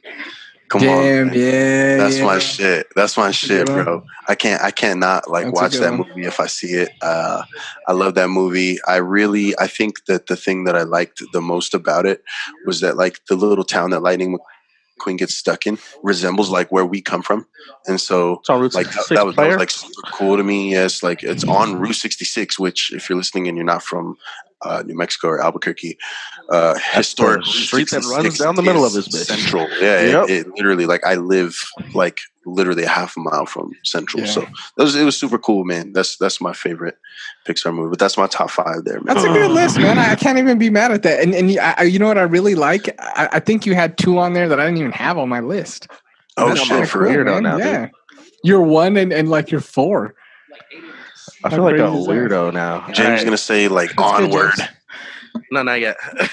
First of all, I haven't seen it, so we don't know yet. All right, James. I'm really curious. Don't change your list, man. Go with your heart. Toy Story's number 5. Okay, hey, I had it number 4, man. Listen, Toy Story went 3, 4, 5 on our list, and that's respectable as hell. You know, I want to say that if it went 4 or 5 for you, you probably have a super small penis, but I never judge anybody, so it's okay. First of all, sounded like it wasn't okay. Yeah. First of all, sir, I have a lot of toys or friends, so Toy Story just kind of pissed me off. Oh, this little bitch with all his toys talking to each other and shit. Dude, that's funny. And I'm over here with a guitar. Like, my guitar doesn't talk to me. You're like, talk, please. Yeah. Help me. Yeah. So, sorry. Number 4 for me, Monsters, Inc. Wow, Monsters Inc. Both had the Monsters Inc. at 4, man. Monsters Inc. is gold, man. I don't know how you can't like Monsters Inc. My top 3 are gonna shake up the world a little bit, I think. Love it. Dude, if you dare say Finding Nemo, I'll fuck you up. No. Okay. All right, number 3. We're gonna go with The Incredibles.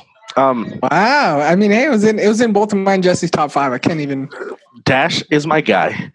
Yeah. The baby who just like is chilling, but also could murder everybody. Hard as fuck. Jack. Jack is the shit. Okay, if you don't like Jack and you don't think that that's the dumbest villain in any movie ever, like intelligence wise, guy was an idiot. That's my shit. Yeah, that's my shit. He's fucking hilarious because he's stupid. My number 2 is Ratatouille. Oh yeah, this guy. I'm not mad at that. That gets an honorable mention for me. Wow. So for me, food was the meeting ground in my house. We'd argue about anything. We would fight over anything. I knew it was going to be. Nothing else made sense. Yeah. Yep. But when it was time to eat, we all shut the fuck up and like figured out how we were going to cook together. Yeah. You shut up and you learn and you watch and you help. And then you hit 14 and decide you're going to change shit up and you make the most trash meal you've ever made in your life and they lie to you and say it's fire. They're like, yo, this is good. Next time do this though. Well, see, I didn't even get that far. My mom was like, nah, let's fix this. So it was cool. I was like, taste it. She's like, I'm cool. Put some more of this, and this in it. I'm not tasting shit. So Ratatouille has to... I respect all this because all these movies are just great, but... My number 1. Oh, shit. Inside Out. Because if you try to convince me there's not a team of people in my head fighting each other and trying to make sure that I don't fall apart, I don't believe you. Listen, Inside Out would have made my list, but I didn't watch the entire movie. I forget what had happened, but I only caught part of it. Inside Out is a great movie. You didn't watch the whole thing? So you tell me James is boring. Okay. Wow. No, I don't think I was. Dude, you said that, not me. You said, keep in mind, you said that, not me. Keep in mind, you said that, not me. I think I caught it at like my orthodontist office. And it was like so good. I was waiting. It's not even good enough to catch his house, James. Get him. Here's what I'm going to say to the both of you assholes. As a creative, I promise you guys have 6 voices in your head every time that you decide to try to. Oh, absolutely. 100%, dude. I feel like I don't even know who I am. Inside Out, motherfucker. Inside Out, motherfucker. That shit is perfect. Fuck with it. The one I believe in the most. Now, Teddy, you did actually have a good list, though. You did actually have a good list. I respect it. This kind of upset me a little bit. Please do your honorable mentions. You get 3. Okay. Then this will be easy. And they don't have to be in order. Just throw them out. Okay, so my honorable mentions are Monsters Inc. Obviously, that's coming right in. Anywhere 6, 7, and 8. I'm surprised that this didn't make anyone's list, but it was hard to not make my list because I identify so closely. I mean, if you guys know me, I was primarily raised by my grandparents and my mother, so I'm so close to my grandparents. It's not even funny. My heart just melts to any old person, like anyone who's elderly. I'll like go across the world for them. So Up just destroyed me. You know what I mean? And so it was hard for that to not make the list, man. Like realistically, it was really hard. So Up gets an honorable mention from me. And then I put Finding Nemo on my honorable mentions. The reason it didn't make my list is because I thought Finding Dory was a lot funnier than Finding Nemo. Although Finding Nemo was funny, if they were the same movie, or if we were doing a list of like series, like Cars 1, 2, 3, Toy Story 1 through 4, Finding Nemo, Finding Dory, it would make the list because those 2 movies together are good. But Finding Nemo is a classic to me. Oh, definitely. Was that 3? Yeah, those are my 3. Whenever you were saying like you know that I identify like with because of my grandparents or whatever, I didn't think you were going to say that. I thought you were going to say I identify as an educated person because I just graduated. Dude, and then he was going to do Monsters University. Monsters University because let me show you guys something right here, dude. Oh, dude, I didn't even give a shout out to my beanie on live. Shout out SpaceX. Huge fan of space. That's hard. And personal. I always got to represent. Yo, how did you find a hat? Time out. How did you find a hat that accurately like supported everything going on in social media? Oh my God, coronavirus and SpaceX, holler at. I was going a little bit darker and saying, "Don't murder me." Oh damn, dude! Also, that dude care about that's the shit. Fucking. What are your guys' honorable mentions? I'm curious. I need to know that Bug's Life made somebody's fucking honorable mentions. You know what, man? Bug's Life actually didn't make my honorable mention. I'm really sorry. I kind of got to adjust my honorable mentions. Hold on. Yeah. My honorable mentions were actually Up. I fuck with Up super heavy. Thank you, dude. I also had Ratatouille, And then my last one does, in fact, have to be Toy Story 3. Toy Story 3 was really good. It was almost as good as 1. It was the only one that was almost as good as 1. And it was the only sequel that I've ever watched that was almost as good as the first one. I think that if they would have just released that kind of a storyline, like as 2, it probably would have been like a whole lot more successful. But I mean, Toy Story is successful. I'm not saying it's not, but it was super good. I really like Toy Story 3. I mean, I can respect that. I didn't even consider any sequels, and I'm sure if I did, I was gonna say I didn't do that either. Yeah, I had to, man, just because Toy Story 3 really it's so good. It's so good. It was really super good. Yeah. James? Brave Up Cars. Brave. Wow. Is Brave Pixar? Yeah, and I didn't know it was until I pulled up the list because I wasn't even gonna say it. Oh, it is Pixar. You're right. Yeah. Okay. At least always gets really mad at me because I've never seen Brave. Brave is I've never seen Brave either. Fire, bro. And my girl's like, yo, like, it's so good. And I'm just like, I just like hear how she talks and I'm like, I'm not here for it.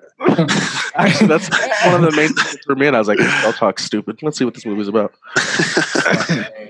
What was I about to say? If I'm going sequels, honestly, Monsters University is really, really high up there. Monsters U was good, and like I said earlier, I liked Finding Dory, dude. I'm not gonna sit here and flex. You know why Monsters U I didn't put in my honorable mention is because I think that they just played with our emotions and put it out at a time when we were also in college. That's why I like it. So it was just good for the time. Like Incredibles too. Yeah, it was just good for the time that it was playing on our heartstrings. It wasn't actually like that good if you go back and watch it again. I don't care. The responsible release of a sequel that you know could flop, I'm here for it because that's like I went to watch it just because I saw the other one, and now this is actually my life. Like that's the only time that I've seen a show. To. I'm in college now, and Monsters Inc. grew with us, and I was like, oh, genius, fuck yeah. I don't know. I respect everybody's list, man. I like the diversity, and I like that you guys were able to, on your toes, explain why, because it really shows that like there's a reason that was trending. It brings up a lot of deep stuff, man. I'm still really worried about you and your Wally choice, man. That's actually watch Wally again. Watch Wally again. I've tried to watch Wally, and I'm not. I think I've seen it like 2 or 3 times straight through. But that's just because I have nephews and nieces and shit. Like So let me see if this changes your guys' number 1 then. You only get 1 to show you your kid. Which one is it? You only get 1. Okay. What am I trying to get across? See what just happened? You see what just happened right there? That's why I said, bro, like ask me any time of the day, bro. My top 3 could change. Well, because hear me out. Here's my thing. How about you, James? What Incredibles? It's all about family, right? No. Well, that's the problem here. Is what am I trying to get across, and how old is my kid? That's up to you, bro. Which one are you showing them? You only get 1 shot. Answer those 2 questions because it matters to me, and then I'll explain why. You want me to explain why before you answer the questions? Because whenever you want and whatever message you please. If you want to show them when they're 6 years old, you do that. If you want to play it for the rest of their life, you do that. But you only get 1. I've used 1 movie to get all of my... Yes, 1 movie. It's not necessarily to get all your points across. I'm just saying you only get 1 to show your kid. I think I'm still doing Inside Out. Oh, wow. I think I'm still sticking with Inside Out because it's balanced enough, and it literally shows you like your anger, your happiness, your sadness, and the fact that it all plays a part in your life, but you got to have balance. You got to talk to each other. So I think that one, I could get that off for 5-6 years, and they'd be like, oh, cool, we get this. Like, it would work. Okay. So how are you, Jesse? Nah, I just wanted to make you guys choose. Don't put me into this. No, Jesse, we need to know. We need to know. Which one you're showing your kids, bro. And you can't do Coco because they're supposed to get that at home. Coco is a cherry on top of a great upbringing. It cannot. Okay. Be the backbone of it. If I can't do Coco, I'm showing them. You're not showing them fucking Wally. I'm showing them A Bug's Life. What's funny is that I'm showing my kids my 2 and my 3 and not my 1. It's because I hold my 1 here in my heart. It's not something you need to learn. It's something that I took away from it. You know that It's fucking A. I think Jesse, what do you show? I think I have to show him. Yeah, motherfucker. Yeah, man. I think I'm going Monsters Inc. Wow. Yeah. Looks like you're number 4. Yeah, Yeah, it was my number 4. It your was. lists are shitty. That's what that tells me. Is both of you don't have faith in your lists. Yeah, no, man. It's just like Bree said. It's That's because just how like it's close in my it is. heart. Yeah. Yeah, that's how close the list It's are, like man. how Bree said that like one of his favorite personal rappers of all time is Mac Miller, but he doesn't want to play Mac Miller in the car with people because he's selfish. That's like how Exactly. I feel. I forgot I said that. That was really personal. I'm surprised I shared that with everybody. Hear me out. The person you should want to share those things with should be your children, you assholes. That's true. But What's yo, wrong with them kids? but speaking of playing music in your car, dude, I've listened to this album 3 times in a row yesterday. Finally, I kept my promise to you guys. I listened to the new Childish Gambino album, and I listened to it so many times yesterday that it has cracked the top 3 of my all-time list. Bro, it's like I stated earlier. good. It's so good. You can set the snow on fire. You smell like a peach papaya. Hey, Dude. bro, that shit's so Little hard. foot, big foot, get out the way. Bro, I You love know it what the worst so part about much. this is I didn't listen to it, and Jesus. now You were I'm supposed to going come back with a I listen, and know, I'm so hurt. I'm a piece of shit. So but you hear guys me get out. Childish Gambino 3 weeks in a row, Yes, and Yeah, don't say and shit you about deserve it it. You because deserve it's a it. really good album. you- It's a really fucking good album. You earned it. Wait, the best part about this is I'm going to be texting you guys all week about shit you already know. Yeah. No, that's Please fine. don't By the Hey, time we that come back to the tempo. pod, it'll be a collective hypeness because I'll be like, Let me I just heard number 7. let me explain something to you. I have been listening to this album since March, and I haven't stopped. That's It's the thing. so good. You know what worries me about that is I already do that with albums, and then like I literally make a playlist monthly and just burn that playlist the fuck out till I have every word from every song memorized. Bro, literally look at the last thing that I was listening to on my Spotify. Yeah, God that's damn it. super. Let's see if I was doing the same. What hurts me is I'm gonna use this and it's gonna make me forget about every other album that I've been enjoying, and then I'm gonna forget about my playlist that I need to listen to when I go back outside, and it's just gonna ruin my life. but that's because earlier I was showing you that song. But Yeah, no, hold on, Teddy, let me you're really expose gonna like it, myself. man. I know Yeah. I know your taste in music, and I know that Yeah. you're gonna latch onto this album really closely. Russ, Benny the Butcher. Oh wow, I didn't know they had a song together. I'm gonna check that out. Speaking of Benny the Butcher, I think he was on Freddie Gibbs' new album. You guys should check that out. I think it's called Alfredo or something like that. I have it on my phone. It's Freddie Gibbs and Alchemist, and they did How do you feel about an album. Alchemist? I think he's a good producer. I don't think that he's top 10, but I think he's legendary, and I think that he He should be deserves some respected. flowers. Yeah, Can but that album is promise really each good. other that we make each other a playlist of shit that we need to listen to so that I can't fuck this up? Yeah, Well, definitely. we're gonna do that for our listeners too. So We sure. but As a matter of I fact, need it for we're me. gonna get it for you guys. I know we Yeah. mentioned it last week. We're actually gonna have it up and ready by Monday. yeah, So as you guys are listening to this right now, for my Spotify listeners, make sure you get on. Go and follow Something Different on Spotify. That way you can All hear one all of our word. new releases. Something different, DFRNT. correct? And then And it'll be if you wait, are on let our me do my thing. page- Let me No, don't my do thing. that to me. It was so hard in post production I because I had to know, but find I it. loved it because it took God a while, damn. and I was like, I wonder if you did it. I wonder if you did it, and you did. So right under Breeze, Jesus, under that guy, fuck, you'll have the correct spelling of Something Different. damn it, dude. It's true, man. So once you Gonna search for fucking us take on forever. Spotify, we're gonna have a playlist up for you. What are we gonna call it? Did we talk about what we're gonna call it? I think No. we'll probably just call it. Are you ready for this? You ready for this? You ready for this? It'll be the basket of the month. Oh god, let me write that down. This guy's just fucking on fire tonight. What? Your little bushel of apples every month. What's good? We'll just call it like. Jesse didn't like it. Look at him. I Look at him like trying it. to find a nice I one like to tell it. me. No, I like it. I like Dude, it. I wrote like it down, I and just don't Jesse's wanna like, say- "Yeah, actually, I like it. I like it. No, I do. I He's do like, like that's it. corny as fuck. I was just thinking. I don't know about for the month because I think we're gonna rotate them weekly. So like some songs that still stay I thought you relevant wanted will to probably stay in there for a little bit. That's fine because that song's still important this month. As songs get kicked out, you know what I mean? Like it'll change weekly pretty much as we talk about more music. Yeah, but we're gonna figure this out. That we were making making a standing playlist a month and not removing anything.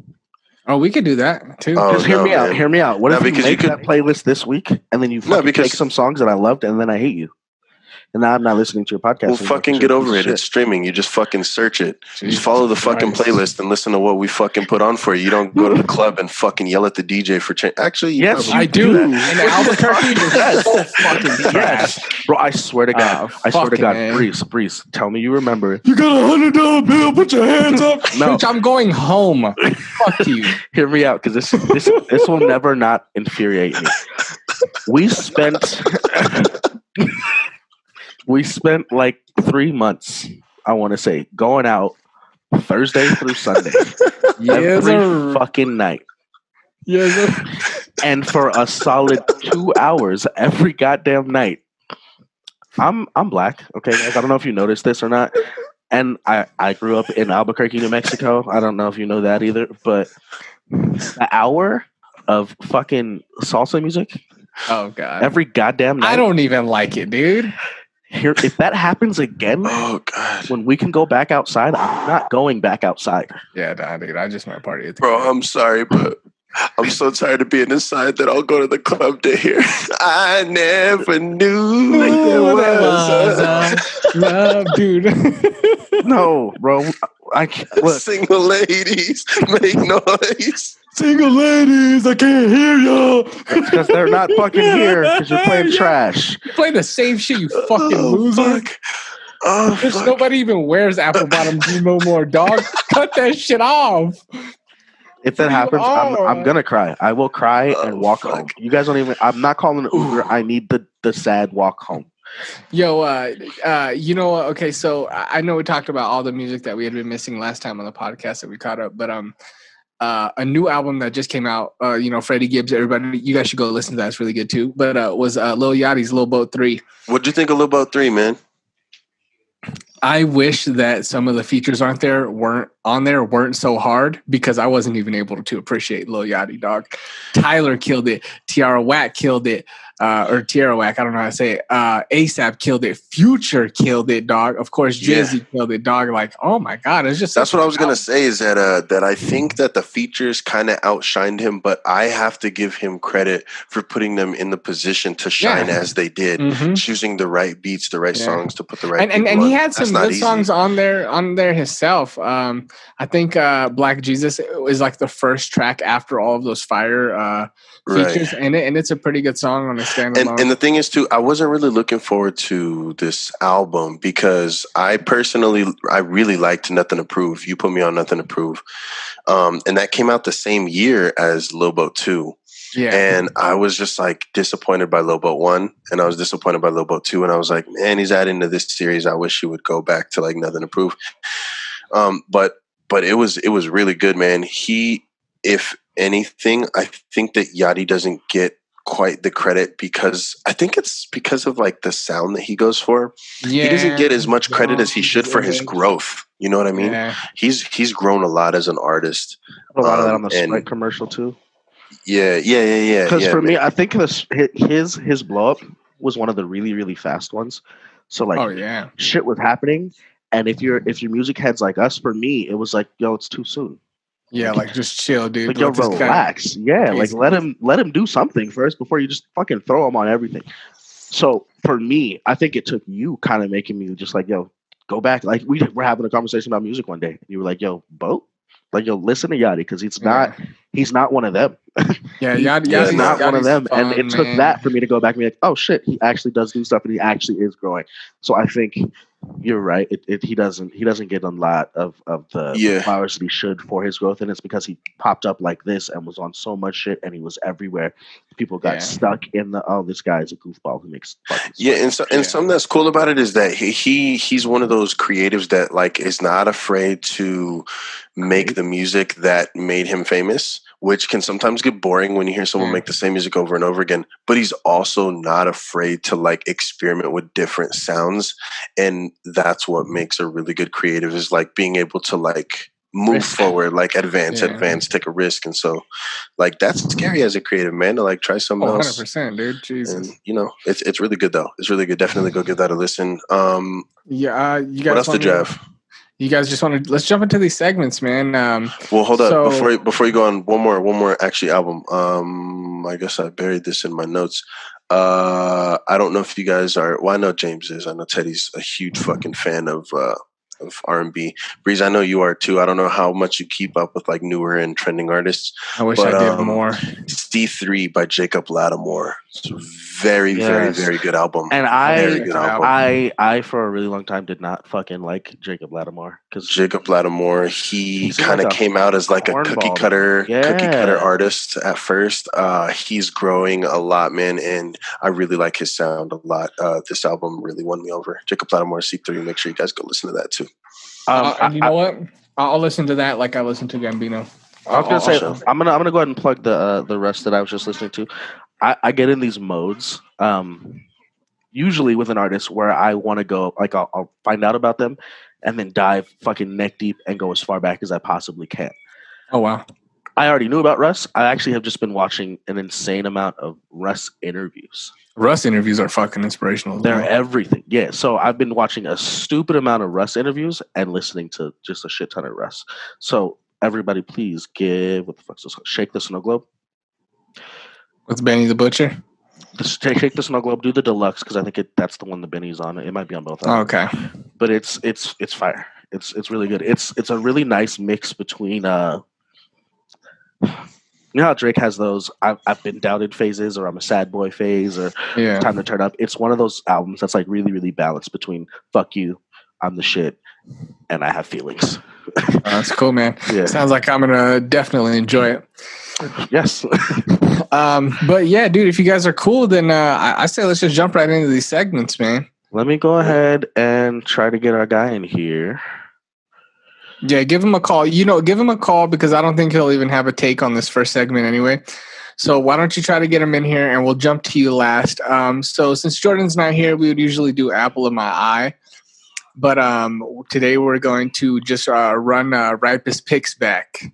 And Jesse, I know you wanted to talk about, NBA made a huge announcement. They're coming back.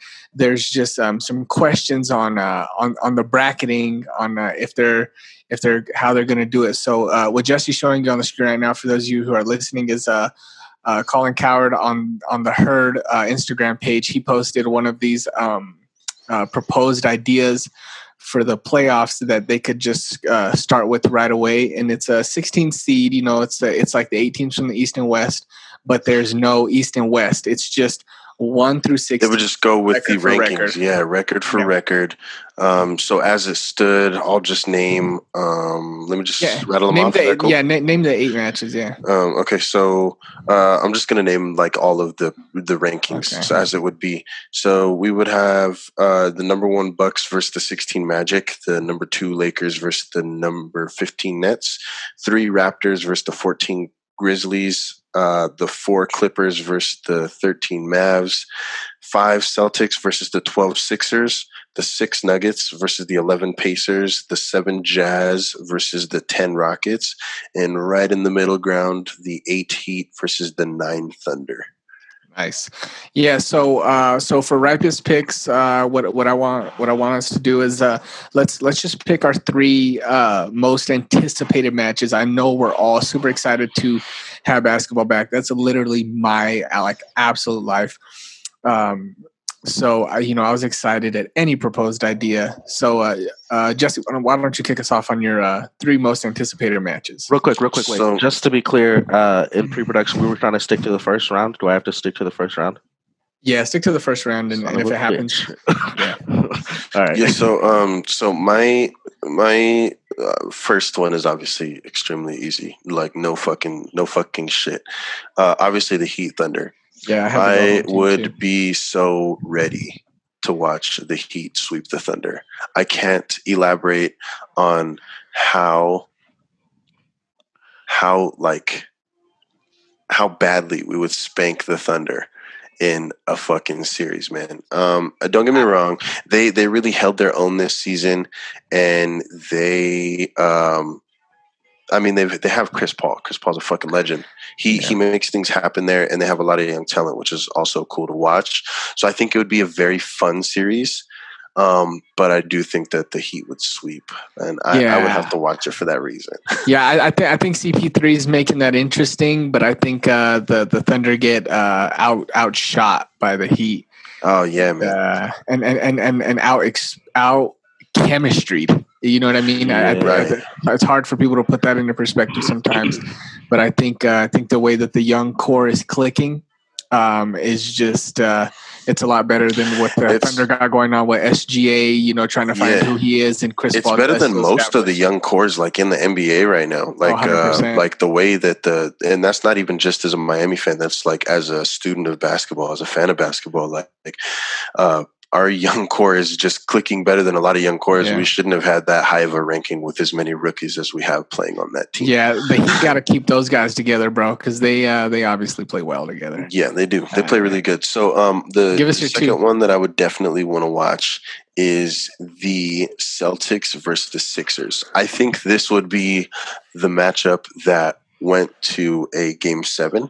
As much as I hate the Sixers, I think that I have always had a strong distaste for the Sixers and their organization, because I think that in the heart of sports, and I think that in the heart of winning and in the heart of a champion, when you look at a Kobe Bryant and when you look at a Michael Jordan, they would never be okay with throwing seasons to get picks. That's bullshit to me. So I'll never ever root for this Sixers team. I want you to know that. However, I do think that they have some talent on there, and I think that this would go to a Game 7. Okay. I'm pretty sure I was frozen for a little bit, and I'm pretty sure you cut out a lot. I heard everything you said. Okay, well then let's just hope that it came through. If it didn't, that's on me. I got trash connection. All right. So where did I cut out from?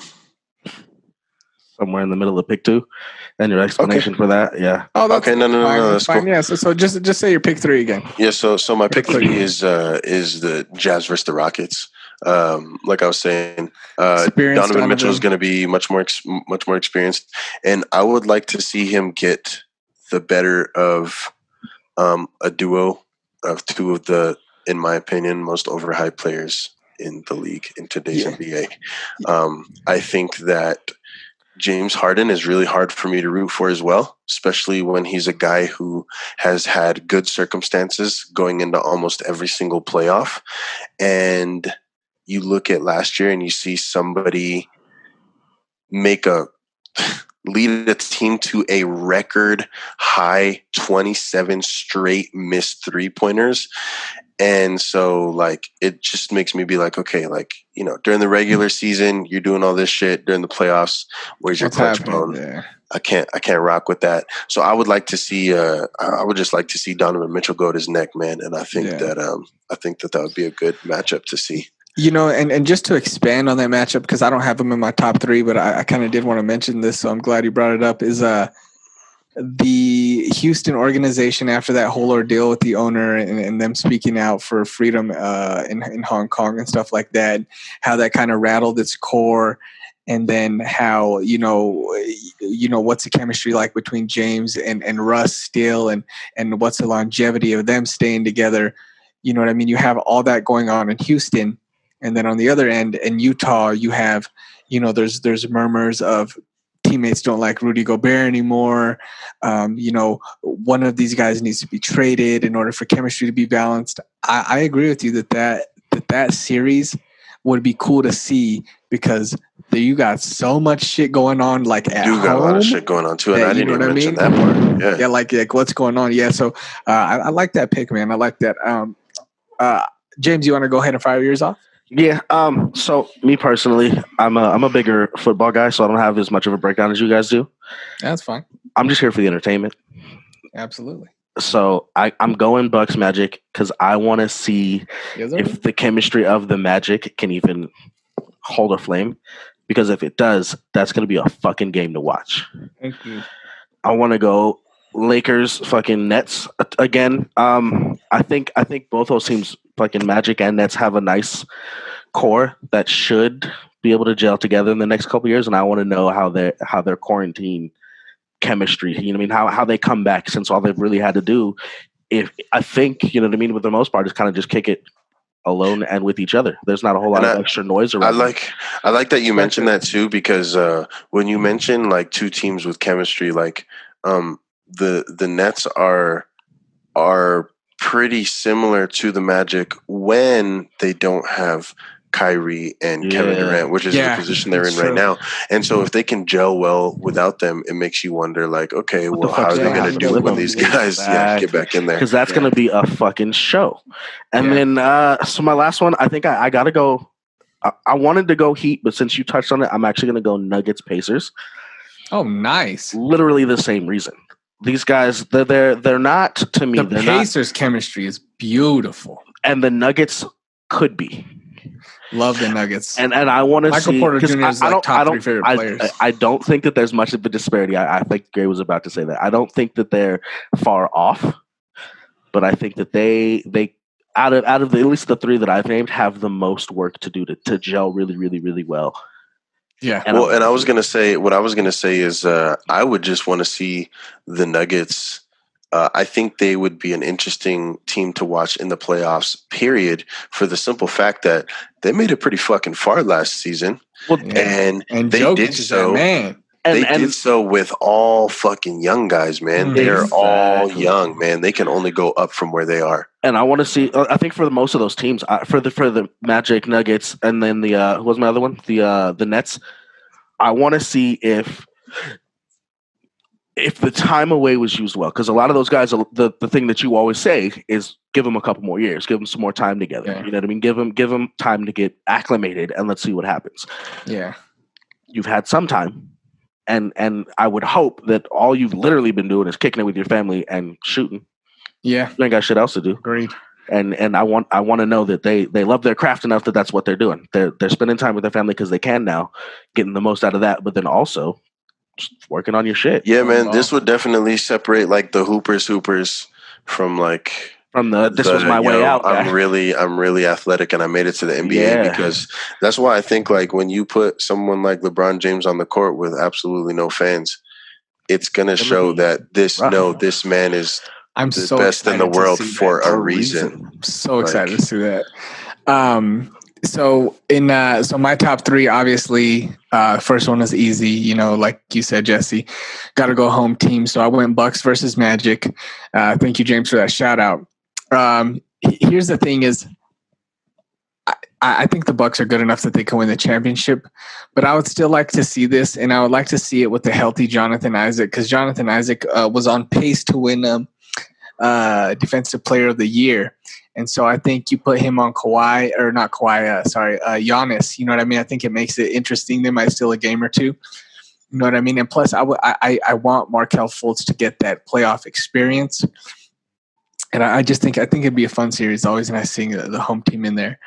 My second matchup, I think this is going probably 6 games. And I think that a lot of people are underestimating this team in this matchup. But I went Clippers versus Mavs. I didn't see that coming. Yeah, and the reason I went with that is because I think Luka Doncic next to Zion is going to be future of the NBA. And I think Kristaps Porzingis, I was high on him before he even got drafted, and all the Knicks fans were shitting on his head. I've always loved Kristaps. I think he's really good. I think they have a solid veteran core there and a solid bench core that the chemistry. They do. That's one thing that I don't think it's talked about enough in Dallas is that they have a good amount of veterans that, although may not be as productive on the court as some other veterans, right, have the know-how to like lead a young core. Exactly. So I would love to see, the pressure get put on Kawhi and Paul George by Luka Doncic, this young kid, and by Kristaps, early in that first round. And I think this goes 60 games. And I think I still think the Clippers come out on top. You know what I mean? But I think that the Clips steal a couple of them, man. If not even 3, man. So Mavs, you mean? The Mavs, yeah, sorry, and I think that'd be a great series. And then my last one, Jesse, I went with you. I would think this is going 7 games as well. I went Celtics versus 76ers, just because it's funny because these organizations, they're not in a rebuild, but they're in like they're in a drought, a slope. They're in like we went from here to here, but now we're trying to go from here. How do we get from to here? It's like it's like a plateau instead of a rebuild, where they've kind of been stuck on a certain rebuild, and it's like you're right there, but you're not in a rebuild, so you're not thinking let's go up. You're just trying to get some consistency. So for the Celtics, it's like, damn, we had Kyrie, we had Gordon Hayward. Both of those situations went south. What can we make happen with Kemba Walker and Jalen and or Jason? By the way, before this all happened, was having a fucking season in Boston. Yeah. Let's be honest. Straight up, and then you guys know I'm a big Ben Simmons fan, but to Jesse's point, I would love to see the 76ers crumble because they're always getting finessed by the Magic in these trades. And I think the 76ers would be such a strong team if they had kept Markelle Fultz and helped him recover like Orlando did. And, this man's, he's becoming a really solid facilitator. I think if 76ers still had him at 1 and were able to play Ben Simmons off. It's kind of crazy to me. Let me cut you off real quick. It's kind of crazy to me. You could be such a big Ben Simmons fan when you're also such a huge Markelle fan. I feel like you have to choose one or the other because of their situations. I'm Markelle all day. I want Simmons out of the 76ers so I can just hate the 76ers. but you know what I mean? I think the 76ers would be such a stronger team if they had kept him there and let his facilitating build with him and Ben Simmons. I mean, you got a point forward and a true point guard, on your team, and you can space the floor a little bit better. You can put Ben Simmons at a good position and then use him solid on D to guard. Right. Yeah. Even if they had to that same exact point, like exactly like you're saying, had they used him at the 3 spot, like a LeBron James or even like a Mbalamute, he's not going to take very many jumpers, but he's going to get to the rim. He's going to do it well. Exactly. And then not only that, but like he can bring up the ball. He can bring up the ball and you can still have a Markelle playing the 1, but you need somebody that can facilitate and you need somebody that's going to be that threat to take some pressure off, man. Because I'm sorry, but when your point guard just gets to slack off and play defense at the free throw line, you're clogging up and you're making it hard for your big men. Exactly. You're making it really hard. So I would love to see the Celtics take these guys down because I want to see the growth of Jason Tatum. I want this dude to get the bag he deserves, and I want to see the 76ers trade Ben Simmons so I can finally start rooting for this guy again. Who do you think has because I think that's the young core that everybody is looking at, those two right there, the Sixers and the Celtics. Who do you think has a brighter future, the Celtics or the Sixers? As an organization? Yeah. I think the Celtics. I think 76ers. I'm talking near future, like next 3 years.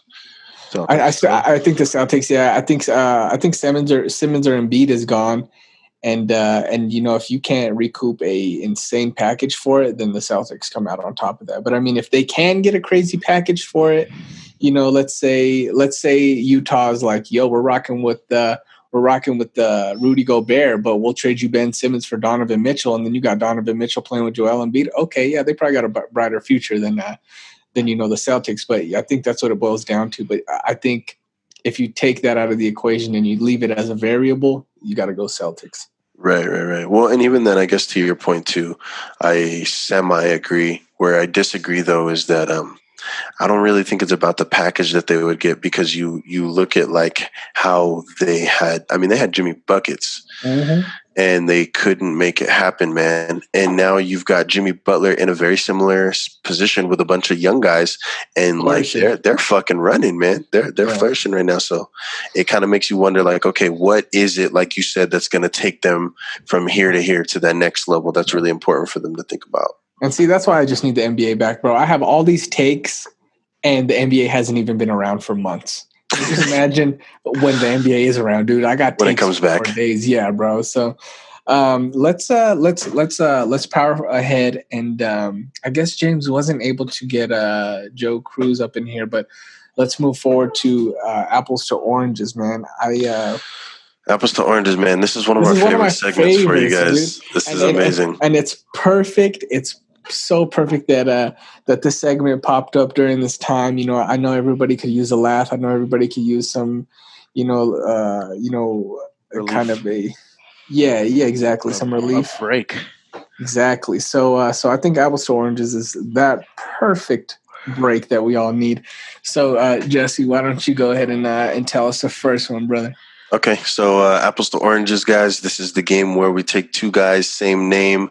You only get to pick one of them, and they have to do both jobs. Yeah. So we're going to go with pick number one, apples to oranges. Who are you guys taking? Only one can stay around and historically has to do both.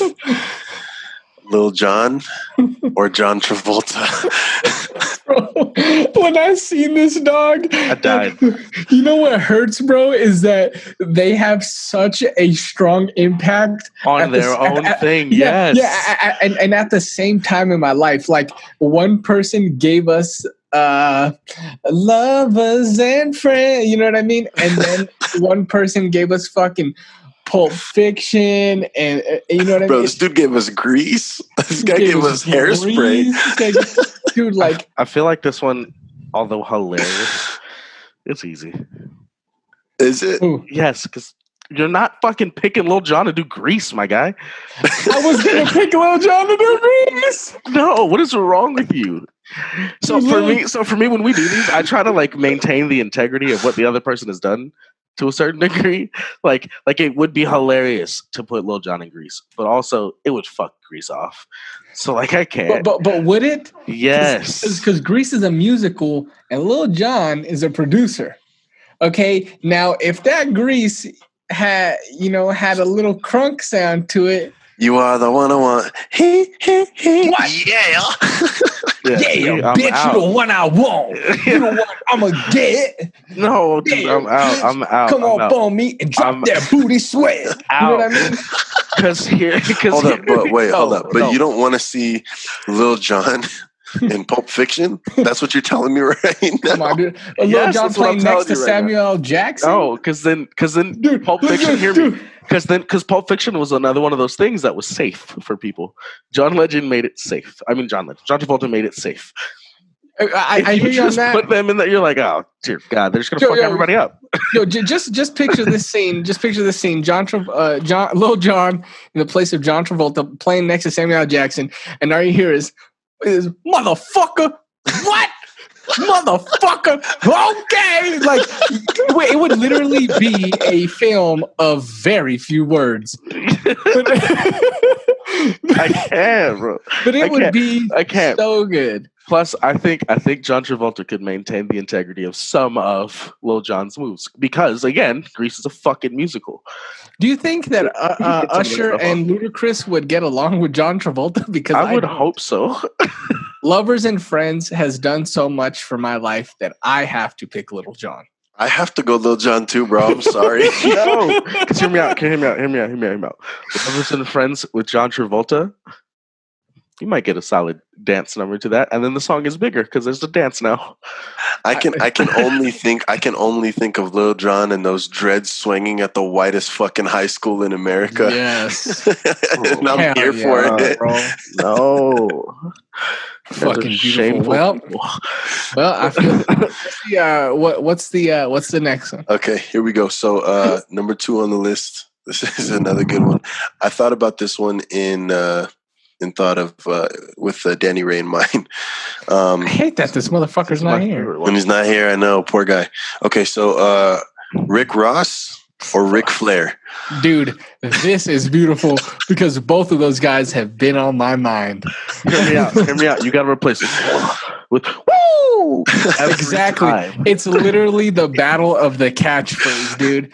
And what's crazy is that they are both the biggest boss. And you know what I'm saying? Yo, Ross, that Ross is so true in their own light. Yo, Rick Ross as a wrestler would be good. I mean, Rikishi was good. I think I'm going Ross. Dude, no, you didn't. What? Rikishi. Dude, why are you mad at that? I'm cool with that. Dude, you did not just say Rick Ross is Rikishi size. That's so disrespectful. I mean, he don't look like John Cena, dog. I'll tell you that much. He ain't like one of the. He don't look like. He's not Mark Henry either. Like he's Mark Henry and Rikishi put together. Am I sensing you guys about to choose Rick Ross? I already did. I'm actually not picking Rick Ross. I already did. Let me tell you guys why I'm picking Ric Flair. Because Ric Flair's swag is out of this world. And I think if you give that man a rap contract and some of the greatest production Miami has to have, a.k.a. all of the great freaking, bounce that they have down there, I think that Ric Flair is one of the greatest. Are you wearing that rappers of our fucking generation. Grimless again? Yeah. He put it on quietly, and I let him do it. I let him do it. I saw it, and I said nothing because it was a beautiful moment in time. You know what, man? Because instead of progressing like last pod, he's going the other way. Dude, I'm gonna one up you. Not only does Ric Flair have out of this world swag, Ric Flair has an out of this world pimp hand. Have you ever seen him slap people? Yes, and I've always wanted to be on the receiving end. So, oh my god, I think Ric Flair flourishes in the rap game. If a lot of these losers can flourish, I think Ric Flair has an amazing career in the rap game along with his wrestling career. I think you got to go Ric Flair. Okay, you know what? Okay, so here's my pick though. I have to go with Rick Ross, and there's one reason. Oh, wow! As much as I love Ric Flair, okay, I hope you say what I want you to say. I love Ric Flair. I just don't think that that like all of the great. I mean, come on, man! Like you know what it is. I don't think we get all of the great collaborations that we get with Drake and Ric Flair that we do. Might be right, dude. So that was my biggest. Do you really want to hear Paris Morton music with Aston Martin music with Drake and Ric Flair on it? Dude, Drake and Ric Flair. Hold on, dude. Now you're onto something because that might be kind of cool. No, because hear me out. So that was kind of my vein. Ross's beat selection saved him. Because imagine him walking into a ring with one of those songs on, and like a big ass chinchilla, dude. It might work, bro. With three women he'll never get in his life, just chilling, tatted out. Like I'm cool with it. Look, man. So some of those characters work out for these wrestlers, man. It's those out there ones that sometimes work the best. I'm here for it. I'm going Ross. Man. I'm going Flair, man. So we plus, got a 2-1. Plus, I'm pretty sure that's not even Ric Flair's real name. Damn. Well, we got a 2-1 split again. Jesse, give us a third one, dog. Let's see if we can all come to common ground. This one is good. Okay. Are you guys going with historically? I'm so scared. I'm so Yo, time out. Joke's on me. Ric Flair's real name is Richard. Ross's real name is fucking William. Got his ass. Damn. Well then. His name is Dick Ross from now on. Dick Ross. I think you meant Dick Flair. Yeah, Dick Flair, but I like Dick Ross so much better. Okay, so I have to get this one out. Okay. All right. It's gonna hurt me, I feel like. Me too. All right. Didn't tell us this one. It's not actually that good of a matchup. It's just hilarious. That's it. Breeze, I know you're a huge fan of horror films. Yes. So, no, are you fucking are you guys going with Frank Sinatra or Frankenstein?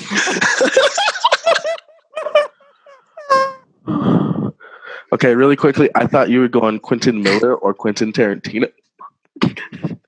I was gonna be so mad. I didn't tell these guys. I didn't tell these guys pre-production, so they had no clue that was coming. Yo, I want you to know that when you said Frank Sinatra, my brain Rolodex was like, "What Frank?" Me too. And a scary movie, and then you said Frankenstein, like pork and beans, and I was so fucking Jesus Christ. mad. Holy shit. Who are you going with, bro? Do you want to ruin a classic movie? Or do you want to ruin classic music? Yo, switch that into Frankenstein, though.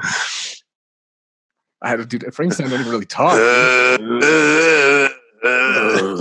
did I don't know if he's... I don't know. fuck, dude? Because also, like, Frankenstein, what's Frank Sinatra's walk? Because he's not doing this. Frank Sinatra as Frankenstein is not scaring nobody. No, and it ruins it for me. Listen. I think I have to go Frank Sinatra because I think Frankenstein would be such a bad singer. But I think watching a movie where a scientist created Frank Sinatra in a lab and then he went around singing to everybody would be just really fucking cool. Man. I didn't even think about the scientist part. He just makes a singer. Like, dude, you just made a guy that looks exactly like all of us. Like, yeah, but listen to his voice, bro. I guess you're right. You just persuaded me. I gotta go Sinatra. Yeah, I gotta leave Sinatra alone. He did it his way, man. Yeah, he definitely did do it his way. Frankenstein is just a bunch of other people put together. We finally got a unanimous decision. That's beautiful, dude. I love that. I'm so happy with that. Let's jump into our last segment here and let's get out of here, man. We've probably been podcasting for like 4.5 hours. So it feels like it's been for sure like almost 3 hours. Yeah. So let's see. Our last segment here, we have At Its Core, man. And we all here, at Bad Apples Podcast, we still wanted to use this platform, to do kind of to practice what we've been preaching. So at its core, man, we decided to go with the rioting because this is a hot topic and a lot of people are blowing it up to be what it's not. Right. And using a lot of fallacies to try to take away from what's going on right now. Yeah, exactly. When in reality, at its core, it's a public demonstration of how important something is. Yeah, and what we're willing to give tiredness. Up for this. Yeah, and of saying like, hey, man, you haven't heard anything else we're doing, bro. Like, this is why what did you expect? So for me earlier, yeah. So for me, like, one of my biggest issues growing up has always been that I had to grow up faster than I should have. So my innocence was gone, right? So like I'm 5, 6, 7, 8, 9. Like this honestly didn't even switch till I hit like 17, where I would get myself in a lot of trouble because people weren't listening to what I had to say because I wasn't old enough to be allowed to say it, right? So yeah, I always got in trouble for that too, bro. So a lot of the time, my result was to fucking get louder. Like I have a shit ton of siblings. I have a massive family, and my mother's personality was mine. So a lot of the times, if I don't want to hear what you have to say, I'm not going to hear it. So as a kid trying to be heard, the only thing I could do was be louder. And I think that that's exactly what's happening. Is you didn't hear me when I did it silently. You didn't hear me when I spoke about it. You didn't hear me when I screamed it. I'm fucking some shit up now. And there's no one to blame but you. Right. So, the change hasn't happened. And I genuinely, if you're gonna be, because a lot of the arguments are always like, oh well, I like the arguments for a lot of the actions are this is stupid because it's against something American or the Constitution. And my thing is, G. This is what historically has brought change. Always been a thing. We tried it your way. We tried to talk to you about it. We tried to smack one person and you didn't catch it. Yeah. And then we fucking started a revolution. And unfortunately, revolution to me, it's always been code for justified war. Yeah. So you can't be mad at the beginning of a fucking revolution if you're doing something stupid. Yeah, man. I don't the same logic that went behind the fucking Civil War is, this is fucked up and we can't convince these homies to not fuck this shit up. Let's fight you for it. Yeah, it's literally have to whoop your ass. It's literally the end of anyone's frustration. Is you were picking on my brother and I tried to tell you not to, and then I beat you up and you didn't get it, and now you brought all your homies and now we're gonna fuck you up because you didn't get it. Leave that person alone. Stop picking on Jeff. It's not his fault. He doesn't know math. I'm gonna fuck you up now. So it's not any different than anything that happens on a daily fucking basis. Right. Yeah, straight up, man. Your justification for shooting me is, I didn't do what you said, so I had to shoot you. Well, you didn't do what the fuck we said, so now we're gonna fuck some shit up. It's the same thing. It's the same bullshit that you try to use to get off your dumb shit, which is wrong. Right. So let's both fucking listen and see what the fuck happens. And since you're not doing that, I'm gonna do what you did. If it's okay for you to fuck some shit up because and you're fucking up a life, I just fucked up this brick wall back here because you didn't want to listen. I didn't fuck up any lives yet. Don't push it that far. This to me is a massive warning shot that I'm not afraid to start this revolution. Don't fucking make me do it. Right. And that's good. I think that message needs to be heard. I think that rioting in this sense is far more productive than it is destructive. And I think rioting, for the most sense, will always be more productive than it is destructive. Because I mean, things have been rebuilt, man. And we're fighting for the rioting. The destruction of what you can see is a representation of what needs to be destroyed from within your infrastructure. You know what I mean? And that needs to be rebuilt. But this is a physical manifestation of the ideologies of the vast, I won't say vast majority. Maybe people have changed. Just have a little hope. The power structure. Yeah, exactly. Which is in theory this immovable object, just like this fucking AutoZone. Exactly. Right. So we're gonna burn this down, this bitch, to show you what's possible. Yeah, we're gonna burn this down to show you that we're gonna burn that down. You know what I mean? Exactly. Yeah, I agree, man. I would say rioting generally sucks. But the thing is, at its core, look, man, like buildings and material objects and bricks and walls and houses, that doesn't make a community. What makes a community, that's right here. What makes the community is right here. If everybody in the Black community lost their homes tomorrow, we would still be a Black community. Yep. Say it again. We don't care. We don't say it again for the bitches in the back, because it's such a fucking simple concept to me. And I understand that the concept is simplified because I live this life. I get that. But the concept on its own is not that difficult. Yeah, man. They're just buildings. They're just material objects, man. Like the community is in here. It's very simple to understand. Like we're gonna be here regardless of where I sleep, of what's around, where we sleep at, or what is around. Regardless, I'm gonna break it. We can survive in huts with sticks, my nigga. Exactly. And we've done it before. We'll do it again. I mean? I'm cool on that. But the people around me is how I did it. Right. Exactly. And so that being said, it's like, look, you guys didn't want this to happen, but at its core, what do you want to happen? We have marched. Colin Kaepernick has nailed. Beyonce literally got criticized for mentioning her platform, something about Black lives in an acceptance speech. Like you guys tried to take that moment away from her in an acceptance speech and criticize her for something she believes in. And not only something she believes in, but something that's right and that needs to change. And so it's like you're not recognizing that this is a last resort. This is a last resort. And we're there. And we're there now. So now you have to deal with it. We didn't just boom. This is what's going to happen. Yeah, there was an escalation process that began somewhere that's wrong. Right. It's like started. It's like James said, man. Whenever you tend to not get heard, you get louder. Well, guess what? Speeches weren't loud enough. How fucking loud wasn't loud enough. Now you have to fucking listen. Now you need to pay attention. So it's just it's so simple.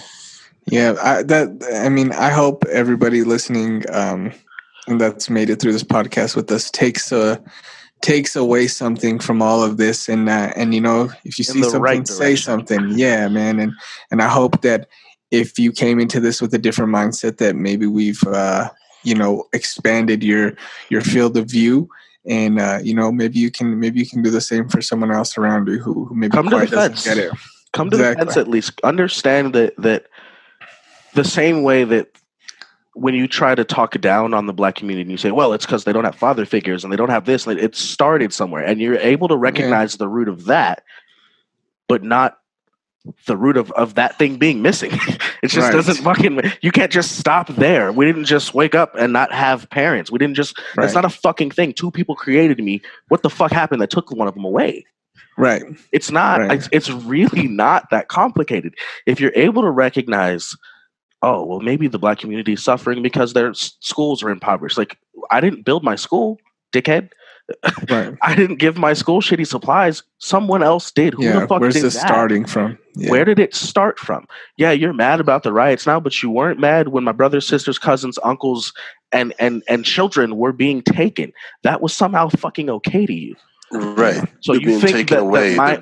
my frustration of that is, all right, well, now I'm going to kneel and I'm going to use my platform as an NFL player and every other. I'm going to kneel. I'm going to wear this T-shirt when I warm up for my NBA games because you're not paying attention. But I know that 9 fucking million people are looking at me today. So guess what? Pay attention to something because it's right. And you got mad at that. Then you got mad at me trying to walk down the street to disrupt. Yes, that's the purpose. I want to disrupt your normal flow of movement to get you to notice something. If you're not going to stop and smell the flower, bitch, I'm bringing all the flowers to you, and now you have to. And that wasn't cool. Yeah, straight up, man. I think that a lot of the people that are on the other side of this need to have the same fucking energy when you showed up with guns for haircuts and fucking 100%, bro. Manicures. 100%. And it sounds really stupid to me. It sounded stupid when I first fucking thought about it, but you think any of the protests are going the same if there's a line of white people with automatic weapons in front of you? No. Yes, I do. Because you got to go through your own to get to me, and that's not okay with you. So you have that you know what I'm saying? You have that exactly. Oh yeah, I'm with you. I think it's different. That's what I'm saying. It's going in a different direction. And the fact that you can't understand, we showed up to a fucking federal building with guns and it was cool, and now we can go get our nails done. Show up with automatic weapons to a protest so that I can fucking live. Yeah, so I can go for a jog. So I can leave my house not in fear every single fucking day that I'm not going to make it back. Yeah. Because let's get real. A lot of the reason that I'm sure Gray and I would assume Breeze, only because you're around us, even if it wasn't already in you, which it kind of is. You're a homebody to begin with. A lot of the reasons I don't like to go out is because I don't know if I'm going to make it home. I don't know how everybody else is going to act. Yeah. That's facts. Let's just stay here. Straight up, dude. Straight up, dude. That's facts. Yeah. And I get that from my grandparents too. The fact that I have to move that way, it's not okay. And if you want to call yourself my friend and call me and say, hey, bro, let's go out tonight. And my initial reaction is, I'm cool. Yeah. And I'm the type to tell you, like, I'm straight. People don't know how to act. You should realize that the fact that you're not concerned with that is a problem. Yeah. And it's not necessarily a problem that you're not concerned with it, but the fact that I have to be is the problem. Let's do something about that. This entire thing comes to paying attention to where something started. You love to do it with somebody's success story. You love to do it with a rags to riches story. You love to do it with fucking serial killers and how they became this. Yeah. Do it with everything. Do it with the fact that I can't live. Do it with black people, man. Do it with the black community. Do it with that thing that you're so probably subconsciously obsessed with. You may not even know that you want to be like me, but you fucking do. Right. And it could be because the media tries to make me the coolest thing and the worst thing at the same time. But let's figure that out. Let's figure out why the world wants to put us on a pedestal, but put an asterisk on it. But by the way, exactly. No, you're hitting it. You're hitting it right on, bro. Why is hip hop the number one genre in the world right now? Why it's a black music genre? Why is it the number one thing in the world right now? However, how also are widely condemned? Exactly. How can you logically do that within yourself? Yeah. Like, are you stupid? You can't love me and hate me at the same time, dog. Pick. Exactly. Right. And obviously one of them is wrong. It's hate. It's wrong. It's not very complicated. Exactly. Right? Wrong. Love, and you see hate, these stories. Peace, chaos. It's simple. They go together. You see these stories about rappers and artists and entertainers, and they call them thugs, and they say that they're starting these feuds and they're gangsters and they're gang members, and it's like, okay, wait, but hold up. How can you refer to people this way that are literally the number one genre in the world? So somewhere we're going wrong, okay? Because you either love us because you're listening to it and you're idolizing it, or you fucking hate us because, like, you need to at least pick one. You need to at least pick one, man. And understand that when you pick one, I no longer have to fuck with you. just let's make that be clear. That if you chose to hate, you you're you're the catalyst for what's happening. Right. You're foolish enough to be like, oh, well, since I have to pick a side, I guess I can't love rap music. You're an idiot because it's just music. It comes from somewhere, but at its core, that's a song, dog. That's not my life. It's both, but it's at its core, but it's music. That's facts, man. Leave it what it is. You know what I mean? If look at everything for what it is and pick the side that's fucking clearly correct. Yeah. It's not, and the side that's hard. Screaming at you, the side that's asking you to pay attention to it. You know what I mean? Like dog. Yeah. I think the other thing too is at its core, a lot of this again, it breaks down to the world's fascination with pain. Because what makes our music better? Pain. Pain. It's bad for the heart, good for the art. What makes the things that we create? What makes our success stories better? The pain. But don't your obsession with it shouldn't be like, that's cool. Because now when he makes it, I can say, he started from shit. I shouldn't have had to. Right. Imagine how much better it would be if I could start at the same level as you. Imagine how much better we would all be if I didn't have to do things in spite of you.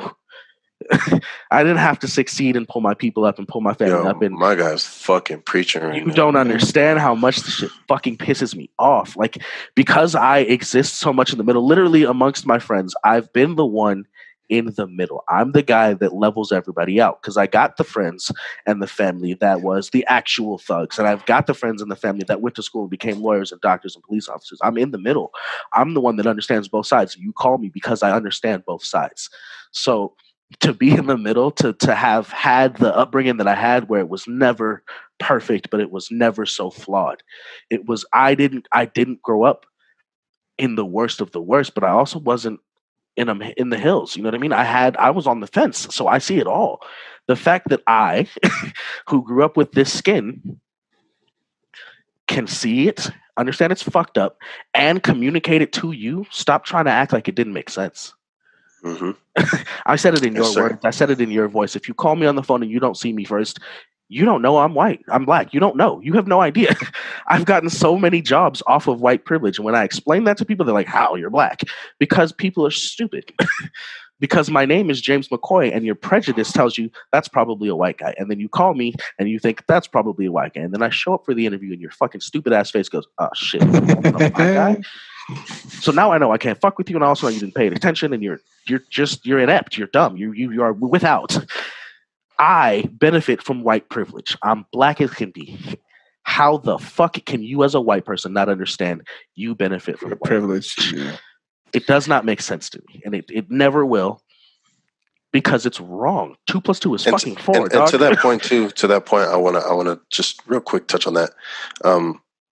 What does that say to you about the black community, that someone like me, like I'm mixed, I'm black, I'm a black man, James, a black man, we were named names of to blend white people for that reason, because our parents had to think of us and say, hey, when my son is older, I don't want them to be judged by their name.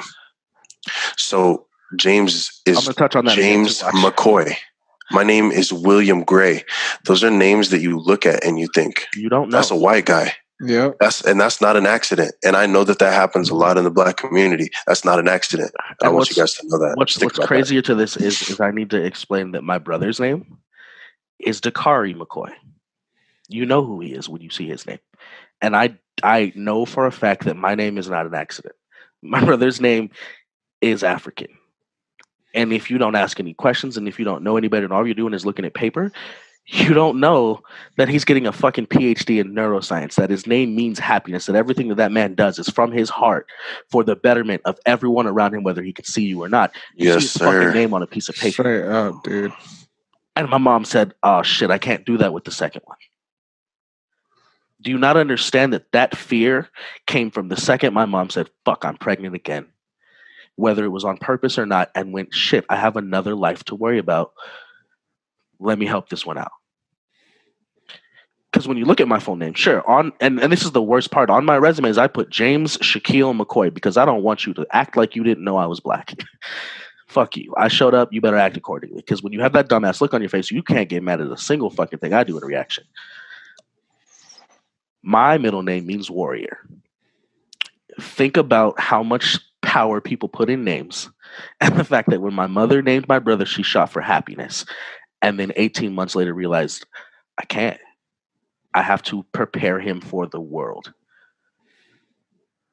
That's crazy, man. If that doesn't tell you there's a problem, and every day I leave my house, I don't know if I'm coming back, and every day that I wake up, I don't know if I get to go to sleep again on my terms. And the fact that I have to work 14 times harder than everybody around me to make sure that I can, you're not paying attention and you don't want to. And to that, I say, fuck you. Because this shit is not a joke. I don't know when my last breath is going to be. So you know what I do? I grind every fucking day. I stay up every fucking hour possible to make sure my name will mean something. And if you don't have people around you that made that make sense, please fucking listen to this and get it, dog. Yeah, please. I'm 10 minutes from being a t-shirt every day. I'm 30 seconds from being a t-shirt every day. And if you don't have to walk around with that, good for you. But be a decent human being and try to make it so that my kids don't have to walk around with that. Right. So that my nephews and nieces don't have to walk around with that. Because it's not okay. And it's not a hard concept to grasp. You don't want me to bully your kid because online bullying and this, that, the third, and every other crutch that you use to justify when a non-tinted person does something stupid. Stop getting surprised when a tinted person does something to be heard. Please. Yeah, man. That's that on that, bro. Not much. You said it better, man. Not much I could add to that, man. And that's real. That's from the heart, man. That's why people. That's why people are mad. That's why people are. That's why fuck you and your Target, because Target don't even care about their Target. Exactly. You know, Target understands that it's about us. Shut up. Yeah. It's about the people that can't wake up and live. Yeah. Yeah, you might not be, you might say, oh, we don't see this every day, this is that and the third, but these are real fears that somebody does. Millions of people are waking up with, and millions of people have to walk out the door and carry throughout the day, and millions of parents have to sit and worry about, and this is real life every day for them, man. And I couldn't imagine being part of the African American community right now, and just worrying where tensions are going to go, and having kids and having to be like, man, is this guy going to be safe? Out there. Now the tensions are so high, and these are real worries, man. That if you have power, you need to speak up against, man. And if you care about people, you need to speak up against, because it's very real. But before I take us out of here, man, I just want to say thanks to you guys, man. For allowing me to be part of this conversation. Like I said, you know what I mean. It doesn't directly involve me, but it does, because, like I said, it's not right. It's not right to see this happen to anybody. And thank you for understanding, bro, and especially like listening, man. Like you're the perfect example of a brown male. Like what you should be doing and what you are doing is right, man. Like using your platform, and that's definitely the example I'm trying to send, man. Is speak up, man. Speak up and help. Speak up and help, man. Jesse, you have a apple of the day you want to take us out with, man? I do, man. This one's going to take a little bit longer, but I want to share with you guys something that my granddad shared with me. Super intelligent man. I look up to him. So I was having a conversation with my grandpa, and this really resonated with me. This was back in March, whenever the Ahmaud Arbery stuff was going on. And it just came up because we were talking about how crazy it was. And he says, he says, son, I really feel bad for you because you kind of, in some ways, you have it worse than I did. And I told him, well, what do you mean? How could you possibly say that? I said, you come from a small town in Oklahoma. You're from the South. You grew up literally during segregation. You grew up literally during a time where you had to use a different fountain, different schools, different everything, And he said, you know what? You're right about that. He said, and that was tough. He said, but I also grew up in a time where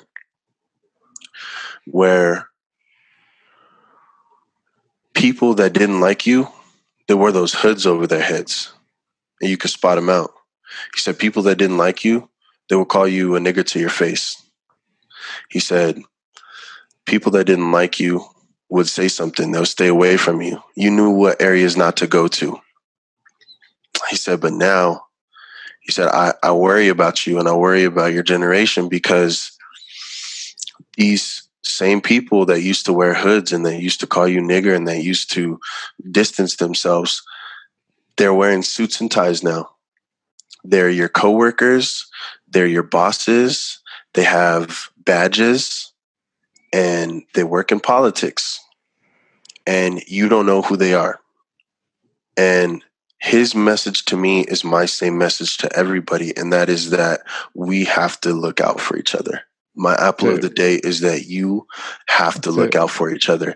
If you genuinely care about somebody and you think that this doesn't affect you, you're anybody wrong. Of color, you're absolutely wrong. And you have to do your diligence to look out for them and teach everyone that you know that they have to do the same. Like we genuinely have to look out for each other, like real genuine love. That's the only way. That's the only way. Straight up, man. That's beautiful. It's the Bad Apples podcast, man. It's the Bad Apples podcast, man.